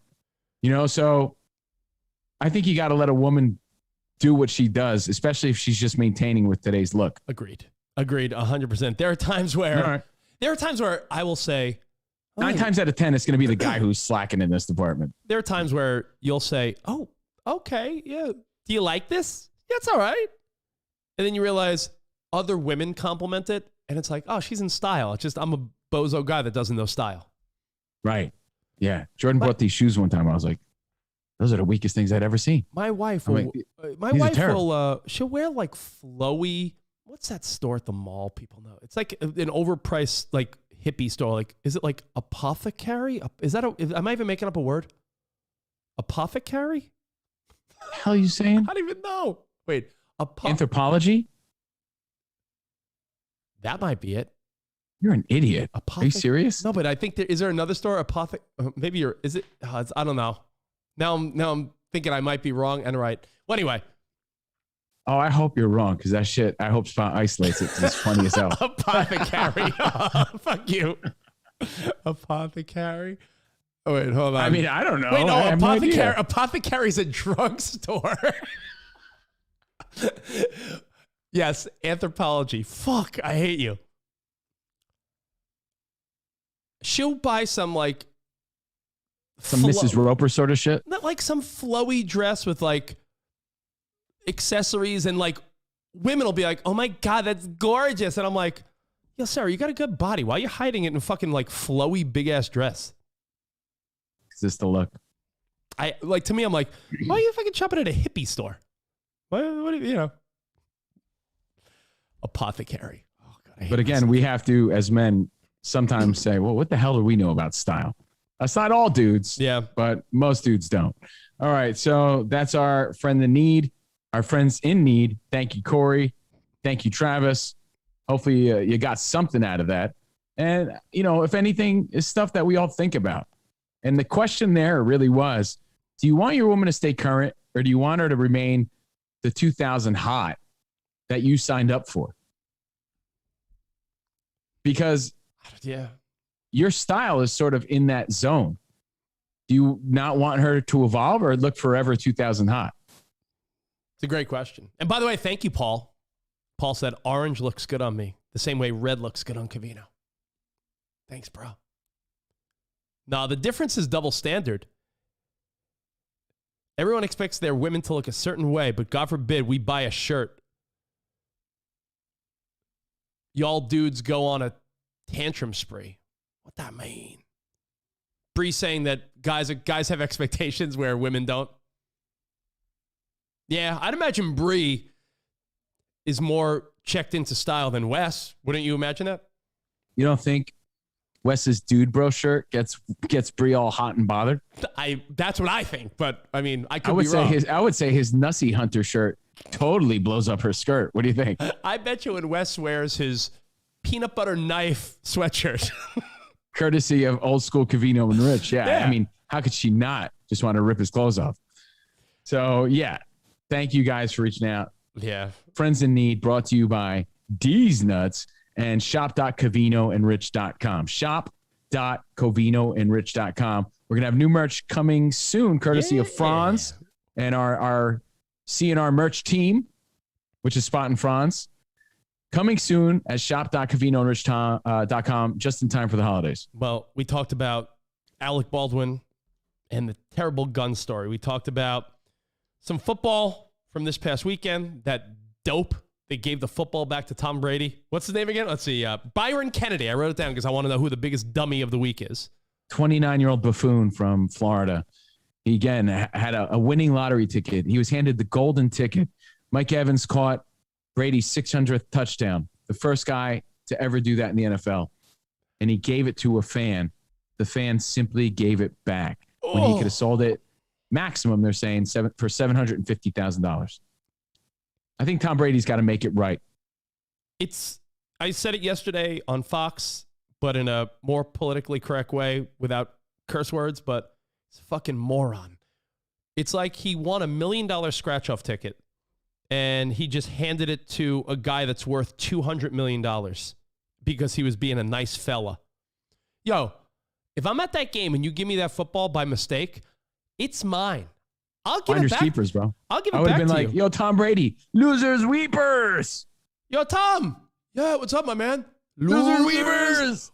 Weepers. Yeah, like losers, weepers. Actually, I'll reenact it because I got a hat that looks like his, and I got to get a drink, Rich. I'm sorry. You're going to have to sing a song. Oh, Can no. you sing Vanilla Ice? No, please. I'm going to look something up. I'm trying to think of a song you know all the lyrics to. I don't want to put you in a weird spot. Stop, collaborate, and listen. I only know the words to two songs. It's Ice Ice Baby and Eve 6 Inside Out. I think I also know all the words to CNC Music Factory, Everybody Dance Now. Okay, you want to sing that? Everybody. I'll be quick. Yeah, no, just go. I'm going to look up something about the Tom Brady story. Guys, this Waz break and this little, I need a drink to be honest, this drink break brought to you by shop.covinoandrich.com. Thanks for hanging. We got more CNR on Patreon next. Sweet. Let's see. Tampa Bay Bucks net worth. What do you think the Tampa Bay Bucks organization is worth? The Tampa Bay Bucks organization, the franchise is valued at $3 billion. $3 billion. If you're this bozo that handed the organization and Tom Brady this ball back for a signed Tom Brady jersey, you are a moron. You're a fucking fool. I would have said, hey, listen, how about we go up to the conference room? Let's go to the little secret offices inside the stadium, Raymond James Stadium. And if you want, you could cut me a check. I'll even make you a deal. Cut me a check for $500K, and TB12 gets his ball back. We could have a nice day. For them, guys like Tom Brady, owners of a team, these athletes who all make so much money. We're talking gross money. In fact, I was just reading a story the other day about an NBA player who was saying where he's from, $1 million is a ton of money. What's up, Hopalong Covino? $1 million is a ton of money. These guys that aren't even superstars in the NBA are making like $15, $20 million a year. So this bozo who decides to give back a ball. Losers Weaver! I would have been like, That's what I yo, would have said. his family should punch him in the face. Like, he could have paid off his house, done everything. Money isn't everything. You're a dope, Kate. Then what is? What is, Kate? If this guy, you think this guy was a nice guy by giving it back? Money isn't everything. Money can't buy happiness, but broke people are never happy, really. It was given to him. You know, what's the expression? I would have been like, Indian, if it was a PC term in 2021, I would be like, I don't know the new term. Indian giver! You're an Indian giver! Finders, weepers, losers, keepers, something like that. What is it? Because he had a straw hat on, Rich. So I'm trying to reenact what I would have done. I appreciate that. Yeah. Hey, here's the ball, dude. Tom wants it back. Can I get it, please? Indian giver! No. Finders keepers. Yeah, but it's Tom like, Brady. fuck you. Yeah, but Dude, I would have been so stoked. I would have called up Steiner Sports on speed dial. I would have been like, yeah, it's Gem Mint. Yeah, game used. Yeah, 600 tutty. Yeah, I got it. Yeah. How much? 500,000? Nah, make it 750. We got a deal. Bam. Woo. That's how it's done. Finders, keepers. I love how some people try to justify. Nah, he made a foolish move. I love how some people try to did a justify nice thing, but it was foolish. his behavior, but then someone else sought to justify that stat I just said. There's a guy in the Hawks. Hold on. Let me just look this up. I saw this. This is a great quote. Hawks sign. Who'd they just sign? The Atlanta Hawks. Oh. They signed Kevin Huerter to an extension. Now, this guy's like a regular mid-level player. To an extension where he went on to say, people where I grew up, $1 million would change their life forever. You're talking about like $10, $20 million a year? Like, he still can't understand. He said the NBA makes it seem like $100 million. They've convinced us to make it seem like $100 million isn't a lot of money. These guys make so much money. So the only point is, by giving this ball back in any sport, you're being like, hey, super rich people, take it back. Go ahead. You deserve it. Me, the regular guy. The sports gods changed his life, and he gave it back to a multimillionaire who, and I'm quoting Tom Brady, doesn't really even collect a lot of those things anyway. That's the truth. He said that. Yeah. Tom Brady, 600th tutty. All right. Let's see. Yeah, the NBA player only lasts 4 to 5 years. But if you're making $15 to $20 million, imagine, Covino, I think we could all get by on $60 million for the rest of our lives. Can we agree on that? Like, I think we could all be fine with that. All right. Can we break up the friends in need, Covino, with... I thought I broke it up with my reenactment of what I would have done if someone handed me a ball worth $750,000. Losers weepers! Losers weepers. Indian giver. You're an Indian giver. What is the new term for that, by the way? I don't know. I know sitting Indian style is crisscross applesauce. We all learned that. $1 million would change your life anywhere. Agreed. So, I don't know. By the way, did you see what our guy Tyson Fury did with his prize money in the last Deontay Wilder knockout in Deontay Wilder Fury 3? He took $8 million of his prize money and gave it to the homeless. $8 million. And I know, tax write-offs, whatever. He didn't have to do that. Yeah, when people say tax write-offs, I want to punch him in the nose. It's like, yeah, he still just gave away $8 million, more money than we'll ever see. That being said, if Tom Brady wants to continue his amazing press that he gets, because he's a great guy, yeah, I would write a little check for $200, $250 and be like, hey, man, thanks for giving me my ball back. Yeah, there you go. That's something like that, right? Because what he got in return was a $3,000 signed jersey that wasn't even game used. Did Covino just win the Indy 500? He's changing hats every minute. Yeah, Cliff. 500K could change your life. This guy's an idiot. The end. All right. There's a story that I thought was so eye-rolly that we could break up the helpful friends in need with a story about the Halloween movie. You probably saw this, and it's one of those like, yo, are you kidding? Like, this can't be true. I was like, is this an Onion article? But it's not. There's an article and a speculation that Mike Myers is homophobic because he killed a gay couple in the new Halloween movie. Have you seen this floating around the internet? Yes, I did. It's like, how is this like a real thing? Horror fans are calling Michael Myers, because we live in the upside down. That's why. Horror fans are calling Michael Myers homophobic after Halloween Kills. Mike Myers may have gone too far this time, while horror fans have stuck by the shape as he's... Isn't that called equality? As he's murdered his way through towns for the past 40 years, Halloween Kills is turning out to be controversial. Many feel the sequel has gone too far with its bloodlust, and it's off too many characters, including a couple fans wished Michael had left alive. Spoiler alert coming. Why? I hate to be like the bearer of bad news, but they're no more special than anybody else. That, my friends, is equality at its finest. There should be no complaints here. Spoiler. How does anyone even bat an eye at this? At one point in the film, Myers if returns. he went on and just killed gay people, now you have a point. But I don't think that's the case. At one point in the film, this is a spoiler, Michael Myers returns to his childhood home and kills the unsuspecting gay couple that lives there. Through this rare moment of the LGBTQ plus community being represented, fans were not pleased with them being butchered. It has led social media to now label Michael Myers as homophobic. Murderer wasn't good enough. I mean, I thought that's about as bad as you could be. I agree that it's fake outrage, Jason. But the fact that the story was printed and circulated, maybe shame on us for bringing it up, but my goodness, I saw that headline. I saw it too, though. And I was like, yeah, this is for this.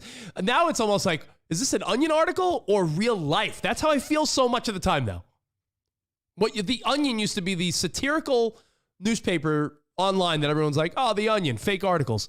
I feel like way too many times in real life now, I thought something was an article for the Onion and it's actually real life. I feel like we're all taking crazy pills. That's Leo, hit us up. He killed a black couple too. Does that mean he's racist? That's from Kyle. Yep. I don't know. Should he have given them a thumbs up in approval and walked away? I mean, dude, I don't know. There's also speculation that Dave Chappelle said he would sit down and talk to the Netflix employees that had a problem with his special. And you know that won't happen. But if it did, people are like, yo, imagine recording that conversation. You know what's interesting about this? Because Netflix staged a walkout, right? Yeah. They have enough trans people working there to stage an actual walkout against Dave Chappelle. Don't you think that's crazy? And you can't help but think, like, was there that many trans people back then and they really just kept it in? And if so, that's sad. Well, or is there something in the water now? There's also that 4-star general that I saw people have a problem with that. I don't have a problem with that. Yeah. I don't have a problem with people. I don't give a diddly funk. To me, I'm not offended. Dude, my favorite rock star growing up was a drag queen. Dee Snider was a drag queen in Platforms. I've always been a fan. Do whatever you want. I don't care. I'm just surprised at the outrage. Yeah. Sometimes you need to check out Covino and do what Gabe did. Just sit back, chill, ignore all this, and just watch Hubie Halloween. Just sit home and watch something dumb. Like LeBron said to, what's his name? Russell Westbrook. Yo, Steve, don't be so mad all the time. Go home, watch a comedy, and look at your kids and appreciate life as good. Stop being so annoyed all the time. Don't be Russell Westbrook. Don't always have a frown on your face. I don't know, man. To me, like that 4-star general story, it's got people up in arms, but I'm like, yeah, what are you so mad about there? I think the problem is, on one side, you want to say, hey, of course, let people do what they want. Don't judge them, whatever. But then, if you don't say or act appropriately based on a new set of rules that you might not even know about, you're considered like part of the problem and you're a terrible person. It's like, whoa, I don't even know what the rules are. Wait, hold on, what? That's where the problem lies. There's a 4-star general that is the first transgendered person that has had that role. And there's some people that are like way butthurt about it. And it's like, yeah, fucking relax. Who cares? But there's people like, I won't refer to her as a woman. It's a man. And it's like, does that bother you that much? It only bothers me if that person then tells me I'm doing something wrong. Then I'm like, well, time out. Hold on. The only thing that bothers me is, and I'm not saying she wasn't, but was she the most qualified person for that job? Or are we just trying to appease people? You know, that's the thing. I think, and I'm not saying she's not. Yeah. I'm assuming she is. I'm just saying that would be the only thing that would possibly bother me. So that was a story. Michael Myers, homophobic. Tom Brady giving away footballs. There was a friend in need that I wanted to get to. It had nothing to do with relationship. It had to do with kids. So maybe we could dive into that for a second. And it had to do with sort of monitoring your kid's screen time. You got a daughter who's going to be 12 in a week, which is wild. Your daughter is 1 year away from being a teenager. Does that make you feel some type of way? Yeah. Next year, you're going to be able to tell people you have a teenage daughter. Fucking wild. Friend in need. This is from Parker Lewis. Can't lose. What up, Parker? Said, hey, I have a 9-year-old boy who is addicted to any screen where he can play any type of game. We do set limits and timers on each one where they automatically turn off 90 minutes into whatever we set. When one turns off, he'll go around the house, find a phone, and put it in your face to open it, and then he'll go hide and play more games. We just found out he has been bringing his laptop home from school and hiding it every day and weekend so he could play even more. This weekend, I took everything and locked them in my safe. He just doesn't seem to get the concept of consequences. Does anyone else have this problem or a good solution that has worked for your family? Thanks in advance. Now, there's 2 problems here. Problem number 1 is your kid just not telling you the truth. That's the problem, right? To me, it's like, yeah, you don't want your kid lying to you. Do you agree with that? I mean, yeah, that's the biggest issue here for sure. Issue number 1 is like, dude, if your kid's not telling you the truth, you don't want to see a pattern. I know they're very young, 9 years old, but you don't want to create a pattern of like, yo, my kid's just fucking always lying to me. No one wants to live in a world or a situation where their kid is constantly, not being honest with them. But how do you feel about parents having a problem with screen time? I asked you that because I think we are... I hate it. It's the downfall of society. I really do. I think so. I agree. There's a part of me that I'm going to give you both sides in the argument.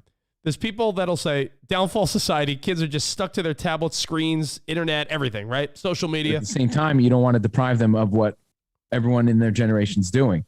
Like you think you're doing something good for them, but really you're just making them less relevant in today's world. Yeah. So it's like when people say like, people like take away their tablets and tell them to go outside and play. And it's like, first of all, go outside and play with who?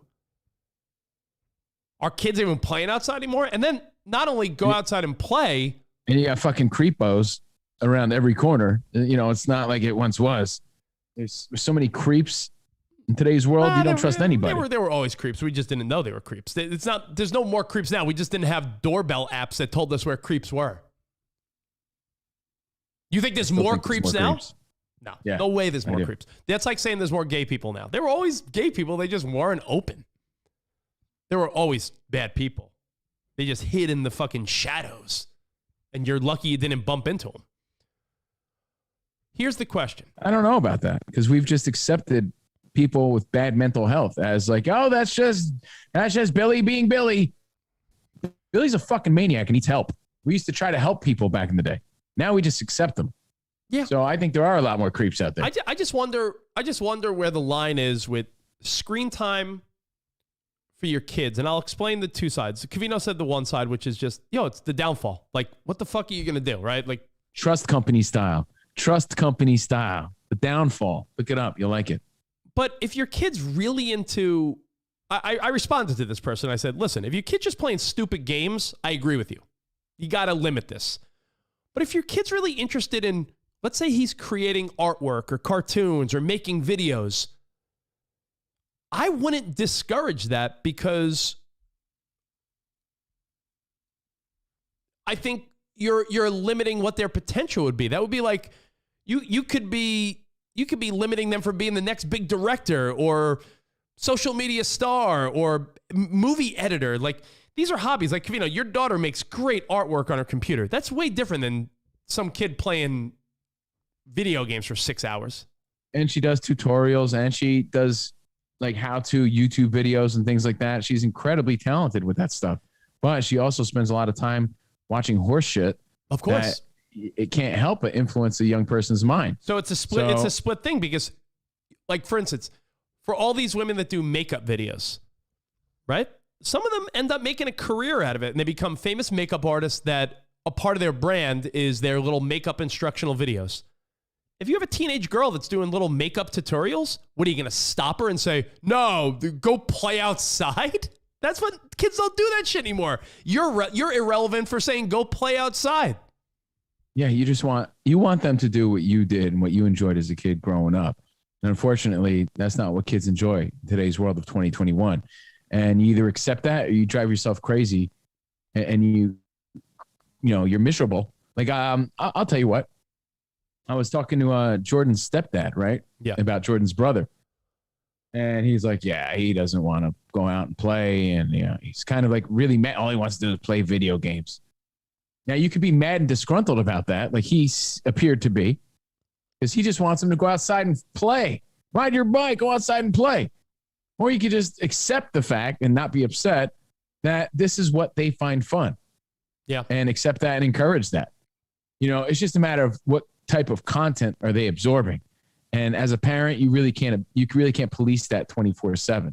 You just can't. Your mom wants to know. Your kids will resent you if you try. Your mom chimed in. Your mom wants to know, is being irrelevant always a bad thing? Because you'll say, well, make sure. Yes, it is. She's a dinosaur. Yeah. It is. Being irrelevant is a bad thing, Covino's mom, because when you're irrelevant. Thankfully, because of this show, she knows a lot about what's going on. Yeah. But, I do think it's a bad thing. A kid that doesn't know how to use the proper devices, or a kid that doesn't know their way around a tablet or an iPhone or the internet or social media, becomes a kid that's behind the curve, that won't get hired at a job, and is the weird kid. Yeah. You got to have balance. I agree, Jason. I mean, if we could all figure out balance in our life, in everything from social media to work to relationships, we'd all be way better people. That's the problem. Finding balance is not easy. And these kids are developing a language as they grow up together. You know what I mean? They really are. They're growing up with all these different visuals and all these different sound bites and all these different clips, a different style of humor where they know each other's language. I see shit my daughter's into. I'm like, and all her stupid friends are into the same shit and are giggling over the dumbest shit. You deprive a kid today from that, they're not vibing with kids their age. They're not speaking that language. They're speaking your old ass language. And you know where that puts them in the future? Like nowhere necessary for them to prosper. Yeah. Would you, all right, I have a question. Balance though. Balance, I check balance. I have a question. This is a great question. If we were to hire some 20-ish year old intern producer type for a radio show, a podcast, a TV show, or anything, and the person said, I am a fucking super wizard with social media, and I I make videos and I do all these things.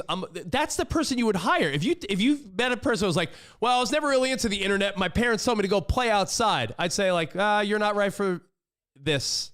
I mean, I know it's our industry, but you're preparing. It's not just our industry. Yeah, but it's every industry. Yeah, my sister tells me when she goes on job interviews, everyone you might as well be like an Amish person. Everyone nowadays will immediately be like, "What's your social media skills? What's your understanding of different demographics? And if you were to have to work with our social media pages, or if you're a business owner, what business owner doesn't have this type of stuff for their business now, right?" Again, I look at it this way, Rich. I'll wrap it up and I'll say it again. You could either accept it and encourage it and be happy that that's what they enjoy. Yeah. Because that's just fun for them today. And it's easier said than done. Believe me, I get real frustrated myself. But you either accept it or you drive yourself crazy, or you're miserable because your kid's not wanting to go outside and play. You know what? I think telling your kids... Why choose to be miserable and disgruntled that your kid's not doing the things you did 30 years ago? Oh, go fishing. Like, no. Right. You know what? I think that this is where I'll tell the parents where they have to step up. If you don't want your kids on their iPad or their phone all day and all night, then you come up with a really fun plan of something for you to do. And I promise they will probably embrace it if you do something fun. If you say, hey, let's put down the phone for a while. You and I are going to go somewhere and do something cool. But just saying, hey, stop doing that. Go do that. Well, then while you go back to doing what you were doing. Covino, let's say you're recording some stuff for SiriusXM or our Patreon show. And you were like, Melody, you've been on your iPad for hours. What are you going to tell her? Go play outside? You're still not paying attention to her. You're just telling her to do something different. Don't mind the hobo on the corner. Yeah. I'm sorry, on both corners. I'm just, to me,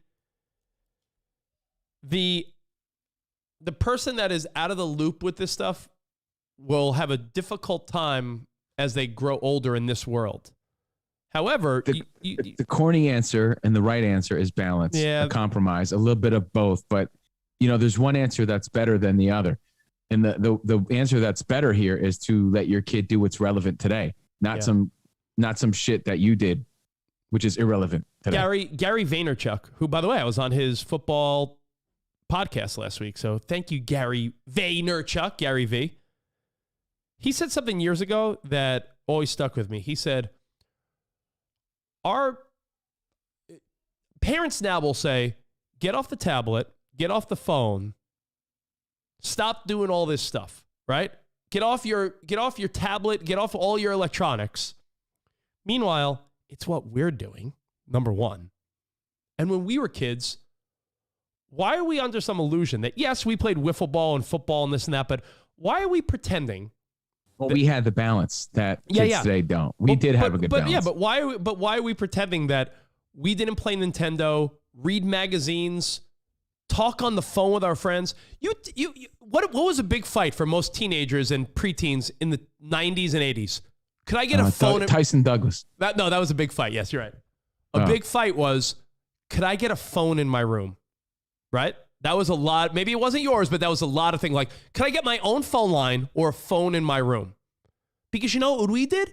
We wanted to talk to our friends. And by the way, that's the symbol for talking on a phone. If you're, I think it's 30, or if you're 30 or older, it's the pinky and the thumb. If you're a kid, it's like you're just holding a phone to your ear. True. Test it out. Yeah, tell a young kid, make a symbol like you're talking on the phone. And they will not do the pinky thumb thing. But when we were younger, we wanted a phone in our room. We played Nintendo. We played Sega. We made prank phone calls. We did our own we read magazines. You were reading Sports Illustrated. Girls were cutting out pictures of cute boys. Speaking of, I had that Sports Illustrated phone. So the reality is, we weren't much better. But you're right. There is a balance. And as your mom said, if you retain good values and integrity, you just have to, you can't want to raise your kid the way you were raised. I hate to break the news to my mom and everybody else, but there are no values and no integrity on social media. None. Zilch. Zero. No one's scrolling to see the guy with good values. not one single person. You know what? That's something that you need to teach at home, because the rest of the time they're being brainwashed and infiltrated by nothing but bad values. Yeah, if you told I'm an island boy. I'm an island boy. If you told your kid, hey, put down your phone, we're going to Six Flags, or put down your phone, we're going to the Dodgers game, or put down your phone, we're doing a little family lunch somewhere, and we're not using phones. You get them to go along with that because you're doing something together as an experience. But don't tell your kid, put down your tablet, go play outside, and then you go back to your work computer. Why? I think that's like a weird contradictory thing. Like, yo, go outside and play. Okay. And by the way, I don't want to be Barry Horowitz and pat our own selves on our back. We had that good balance simply by default. Yeah. Just because of the timing of technology and how shit worked out. We still had the influence of our parents' generation, where we went outside and we played wiffle ball and stickball and football, and we went on the swings, and we played hide and seek, and we rode our bikes, and it made our parents happy because that's what they did. Yeah. But then technology came. Nintendo came. Yeah. And we had a little bit of both of that shit. And then phones came. So and then the internet. We just had it. We had a great balance simply by default. The problem today is that balance is gone. And there's no way you could convince a kid that running and sweating outside is as fun as playing fucking Minecraft or Fortnite. Dude, another reason why I am convinced. I'm convinced Vaughn. I'm convinced Coleman. I'm convinced that we grew up in the most balanced generation ever. You're convinced, Neil. Keekstamaha. So I'm convinced, Vince Steele style, that we have the most balance out of any generation because of what you just said. We've said it before. You and I have termed the phrase, because we couldn't think of something better, the in-betweeners. We have a taste of the old school and a taste of the new school. I'm a grown man. I'm 40 years old. Yet, you know what I get joy in, Covino? I scroll through TikTok and Instagram just like everybody else. But you know what I also do? I go play softball a couple times a week. I like to go outside and do things. So we really are the generation that has the perfect balance. Our parents are too old school, and these kids don't want to do anything physical other than play on their phone. So that's why the biggest disconnect, and I'm sure a lot of people would realize this right now, is between the grandparents and the grandkids, because they're speaking totally different languages. Kyle, let's see. Gabe saying, my kids love their video games and tablet, but I've signed them up for music and sports. Even if they suck or hate it, I got to get them out there. And I think that is your job as a parent. You're right.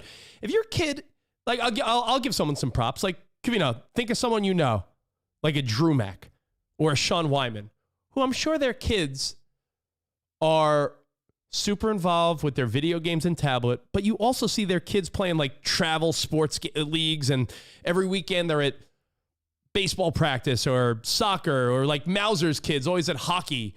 But I'm sure those kids are also playing video games. Balance.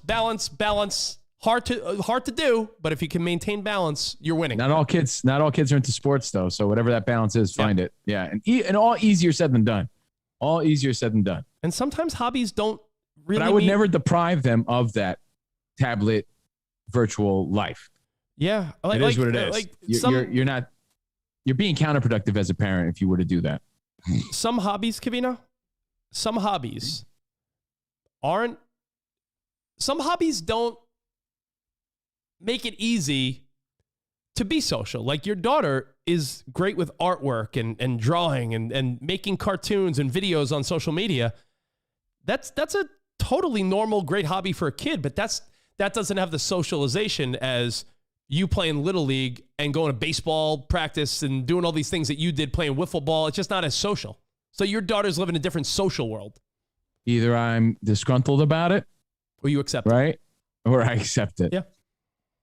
And I choose to do my best to accept it, or else I'll be a miserable fuck. And I'm trying hard not to be. Yeah. It is what it is. SOC, as they say in Spanish, SOCKS. It is what it is. SOCKS. Rocking the gold toes, bro. Rocking the gold toes. The vicious cycle. here is both parents need to work to afford all the shit they have their kids scheduled for. There's no time. Vicious cycle is what Spot's on right now. That's why we didn't allow those guns in the studio. There's no time for parents to parent, so they turn kids to tablets. It's a tough cycle. True that. Hey, Covino, if I were to give you, to wrap this up, old school versus new school, because we are the in-betweener generation. If you're roughly 40-ish, you're the in-betweener generation. I'm the leader of the old school, bro. You got a taste of the old school. You knew life before smartphones and social media, but you're very in the world of smartphones and social media now. So you're a little of both. I ask you this, Vato. If I said, Covino, do you want to read an article on your phone, or if I handed you a newspaper, which would you rather? My phone. Easily. Hands down. I thought of this the other day. We look at memes all day, and people think that's mindless stupidity. But memes are really just the current day comics in the newspaper. You know, Dagwood and Family Circle and the Lockhorns and all that shit. You know what that got replaced with? Funny memes on your Facebook and Instagram feed. It's also the current day, your uncle coming over with a dirty joke. Yeah. I used to look forward to my Uncle Mario. Every Saturday he'd come over with a nice dirty joke for me. And I used to love that shit. You know, he got a joke. Oh, I hope it's a dirty one. Yeah. I'll pretend to not get it for my mom, but I can't wait to hear it. Yeah. People the art of that no longer exists. It's the meme. The art of the dirty joke, the art of I remember when I was in college, Covino, I had a friend, and God, I don't even know what the hell he's doing today. Probably something different. Hopefully he found his way somewhere in the digital space, but he was like, I want to be a cartoonist for the newspaper. And I'm thinking like, fucking what an outdated choice. You know, like 20 years ago in college, he was like, I'm going to be the next fucking Family Circle. His wife's a travel agent. Yeah. And his mom owns a typewriter store. Yeah. I don't know, man. It's a weird world we live in where you're trying to balance being a parent and having your kids not be zombies on their social media devices, but you don't want them to be the outdated kid and be like, you don't want your kid kicking cans down the street while every other kid's learning shit. No, that's it. Yeah. Find the balance. Easier said than done. It's a weak answer. Weak. But I had Weekies for breakfast, so that's all you get. So Weekies. By the way, I think Spot sent us another friend in need. If you want to just keep going friend in need style, we got friend in need Monday. Let's do it. Let's wrap it up. You know what? Someone hit us up on Patreon with a friend in need too. Like that's not a place we usually check messages. We usually just let's see. Let me see if our Patreon could be. I don't do enough reading our messages on Patreon. Usually a lot of people just asking more tech questions, but someone hit us up with a message on our Patreon, and he said, can you do a friend in need? And it was more about, and he said, keep it anonymous. Let's see, hold on. Messages, here we go. I said, I'll bring it up. Thanks for the support, man. He's been with us since we started Patreon. I won't give his name. He's tier 2. Let's call him Todd. Todd, who's tier 2, said, Covino Rich, been with you guys since the beginning of Patreon for years on SXM. Here's my friend in need. What's up, Todd? Since there's a variety of Carls in many different living situations, I wanted to get not only your thoughts, but theirs too. I'm about 1 year into marriage, and going into the marriage, I brought a daughter, 14 at the time, now 15, with me. And I have her every other weekend. My relationship with my daughter, pretty easygoing. I discipline her for big things, but often let the little things slide. I'm going to let it slide. It has always been this way. And most likely always will. I'm a laid-back fella. As many fathers in my position, I want her to leave my place happy and always want to come back. Which, Covino, I feel like you've tried to make this message so clear to people over the years that you just want to live an easy breezy life. When you got your daughter, you just want her to enjoy her time with you. You want dads to be a good, fun place to go. You don't want hassles in your life. Yeah. It's not as easy as it sounds, though, because it's as simple as not even having all the things that they have at their other house, right? Yeah. Simple as that. Could just make it not as fun. I don't have my shampoo here. That was a story you told like a year ago. Could be anything. Yeah. Without getting into too many details, this is Todd. So the relationship between my wife and my daughter as she became a teenager is toxic. My wife doesn't let anything slide.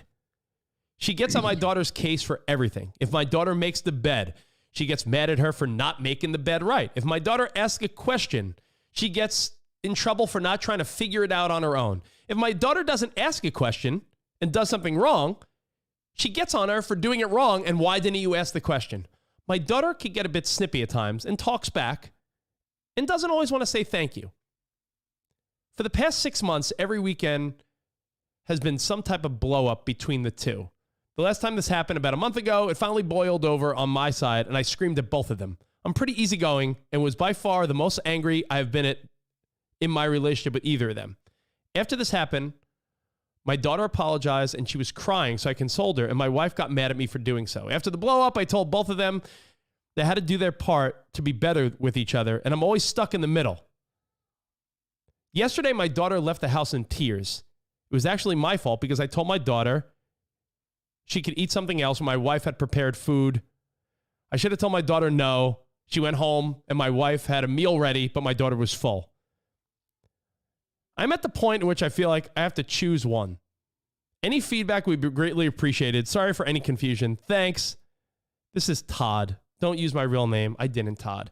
He's saying that his ex-wife... We should call him Jimmy Eat World, because he's in the middle. And that's the worst place to be. And it's the worst feeling because especially out of a divorce, yeah, all you want in your life for you and for your kid is just happiness. You've already struggled. You've earned like happiness. So when people don't get along, the one that suffers the most is the idiot in the middle, Todd. And, and a lot of times me, because I just want everybody to be happy. And you can't force people to be happy and you can't force people to get along. And it's really unfortunate, man. So I don't know, dude. I don't know what to tell you. Yeah. I mean, listen, keep trying to have that. I know what he's saying, though. He's saying, like, if he doesn't want strife with his ex-wife, but he can't be too easy breezy on his teenage daughter because the wife is the opposite. Raptor saying wife is the issue. Oh, my God, this wife sounds terrible. That's kinky. Gabe saying the dude's wife needs to lighten up. Yeah, that's the problem. And you don't know how snippy and annoying teenage kids could be, too, though. Oh, if they're not respecting the rules of that house, right?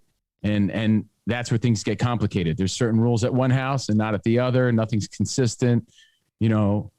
It could be a sticky situation. It just, and it's not easy. And it's unfortunate for everybody, but especially Todd. I don't like this feeling of being in the middle sometimes, too. I think it's the fucking worst. I think I deserve much greater happiness, being that I've already dealt with such heartache and misery. I just feel like, hey, turn that frown upside down. Like, I don't even want to look at sad faces because my fuse is so short. Todd is like Jimmy, Zed, and the monkey in the middle. In the middle. Sorry, Todd. Well, Todd's already divorced, Raptor. He goes, it sounds like you need to divorce her. Yeah, there are divorced. That's the whole point of this. If the wife is super militant and this guy's like easy breezy, that might explain why they are not together in the first place. So now when you're trying to co-parent with two different parenting styles, I'm sure this has happened with all types of differences, political feelings, feelings about discipline, feelings about how you're raising your kid. If you're not on the same page on how you're raising your kid, Todd's in a rough spot. And I guess any final words for Todd before we get to one last friend in need? Well, look, think about it. A lot of times you get divorced because you don't agree with that person. So yeah, well, you think miraculously there's going to be some disconnect as a result. And unfortunately, I said it sucks for Todd, but the kid's the one in the middle in that scenario because mom has one set of beliefs, dad has another set, and they don't know what to think. And they never feel at home, and it's an unfortunate scenario. So I think the only thing you could do as the parent is just lead with love and kindness and do your best.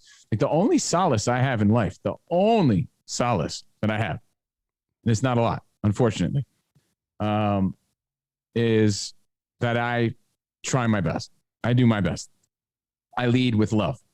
I can't control anyone else to do or think the way I want them to do or think.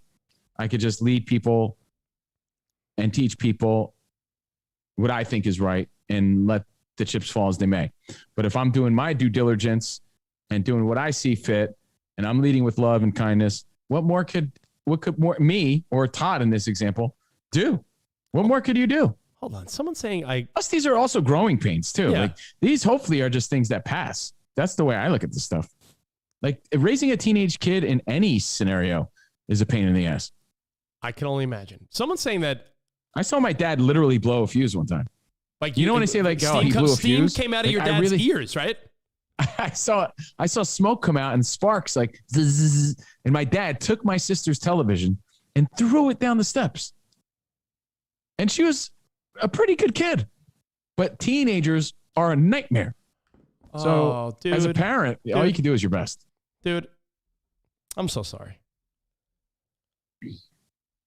I read the email right, and we both interpreted it the wrong way, but it's only a little adjustment because it's the same thought process. We kept thinking this is about the ex-wife. Someone hit us up. Read that first line again. He's talking about how he brought the teenage girl into a new relationship. He's laid back. His new wife is the one that's real diligent and annoying with his daughter. Does that change anything? No, because that's how I interpreted it from the beginning. And then I switched one of my answers based on something you asked me from the other perspective, but that's what I always thought it was. Okay, so you were feeling like he was talking about his new wife. Yep. All right, yeah. This is not about Todd's ex-wife. This is about his new wife, who is very diligent and he's laid back. And does that change anything? Well, it sucks because maybe that's what's good for him, and maybe that's the balance that his daughter needs because clearly the last relationship didn't work. You know, that's something I personally struggle with. I'm like, well, why would I go for someone with similar values and a similar personality to what already didn't work and jive with me? And what sort of balance would that create for my daughter, who's also being influenced by her mom? yeah. What I think is a better influence and a better match is someone who's different and has different values and different morals and ideals and a different outlook on life. But as a result, you're going to get some conflict, and you're just hoping that maybe somewhere down the line, the kid could get a little bit of a balance from the strict parent and the parent who you didn't vibe with anyway. Well, based on the fact that this is not the ex-wife, and this is someone that he doesn't have to walk on eggshells around as much, and he's not. If this is his new wife, his actual current wife that he is married to, and she's the one that has a situation with his daughter, and she's make the There's bed no the peace. right There's way. never any peace. No. So what happens on holidays? What happens on getaways? What happens? I'm not a fan of any of this. If I were him, again, the only thing he could do is either get rid of the new woman because he can't get rid of his daughter. Yeah. Or accept it and do his best. Those are his two choices. I think he has to go to his new wife with just a few simple thoughts, which is what he expressed to us. I want my daughter to view when she comes here as her happy place, not, oh, I got to go to dad's. No dad or mom wants the feeling that their kid's like, oh, got to go to mom's, got to go to dad's. Like you want your kid to visit you with the feeling of, oh, I'm excited to go to dad's. Hey, you know what? It'll be nice to go to Unfortunately, dad's. she's not going to want to come anymore. That's the truth. Yeah, if But you think we're talking about a teenage girl and a woman. Like, how many times do you hear women just don't get along? Yeah. Like, good luck. Not everybody gets along. It's tough, man.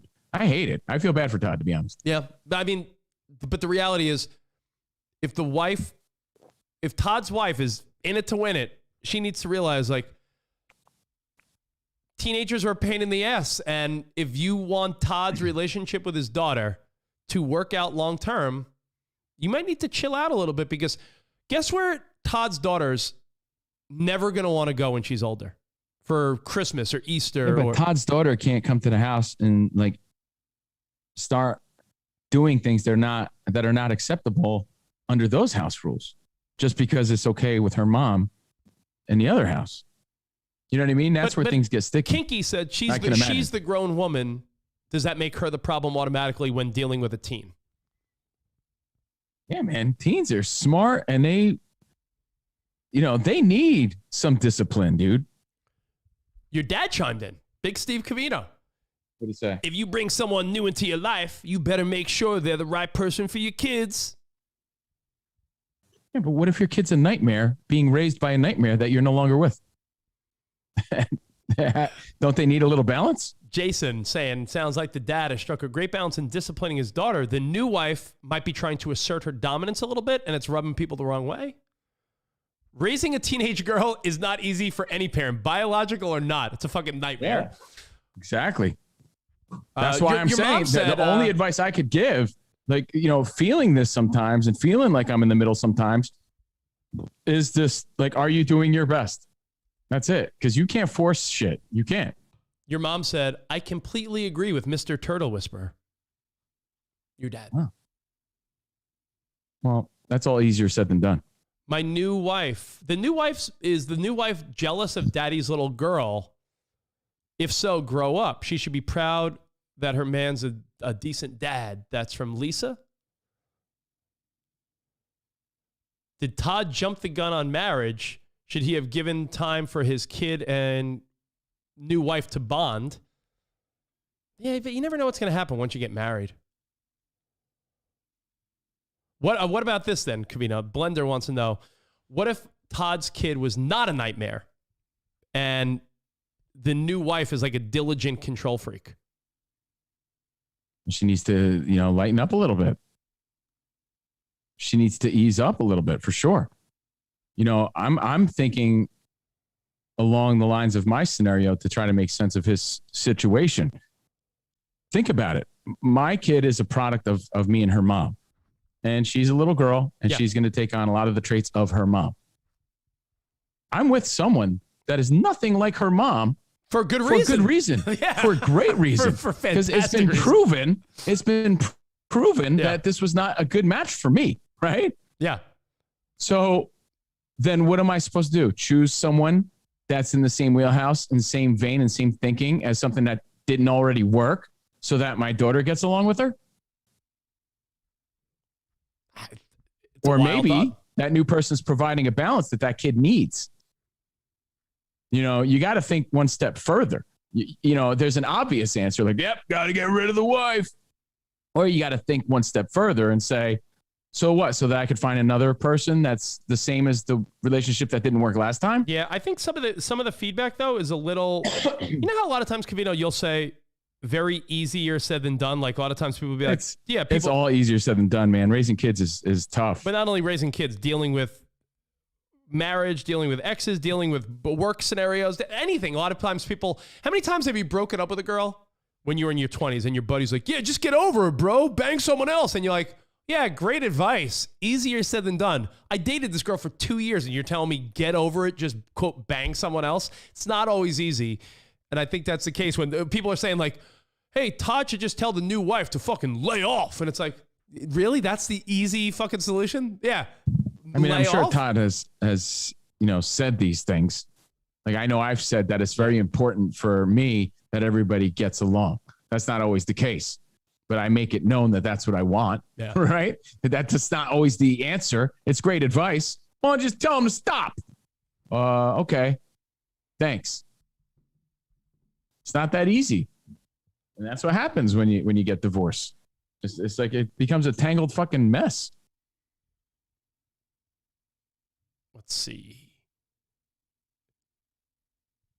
Just because you're married doesn't mean she could treat her like it's her actual daughter. But isn't that the goal? Don't you marry someone with the idea that... I never felt that way. I always felt like, Melody had a mom. At the very least, I just want her to know that she has someone else that cares and could be a friend.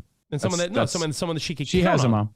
Someone that she could count on. And as you get older, At the very least, Yeah. that's all I ever wanted. And sometimes as you get older, your step parents are who you end up being closer to than your biological parents if your life goes down that way. So I think, yeah, you're not looking for you're not looking for a new mom when the kid already has a mom, but yeah, you are looking for someone that you feel like will be good for that kid, right? I mean, that's part of what you look for when you're a parent that's single.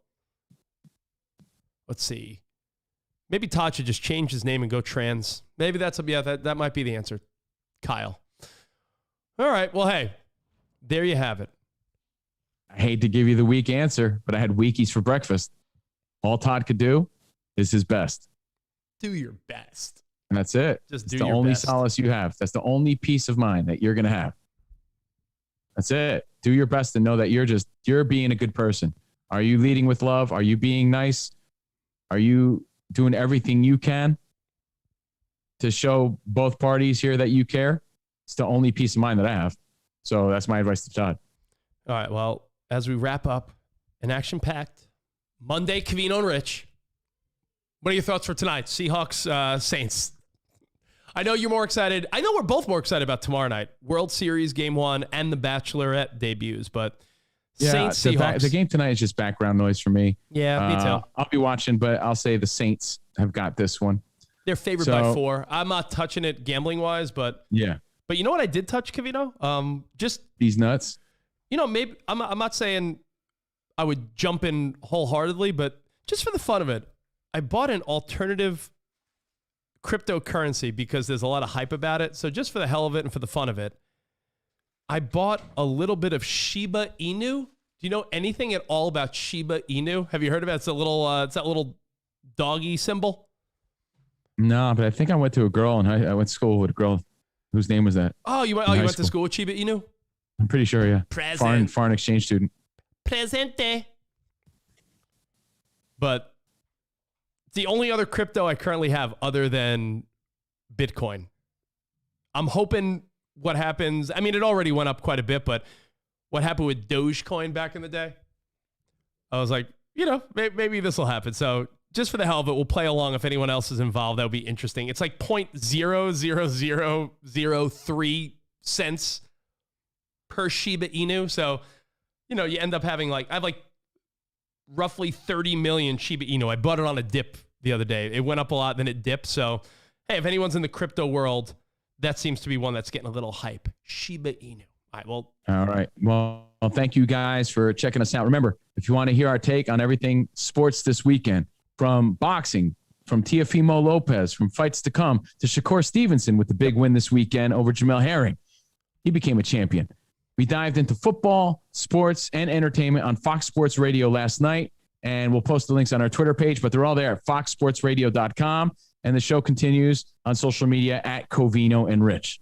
Well, hey, have a good one. Until tomorrow, arrivederci, baby. See you in the promised land. Goodbye. Bye.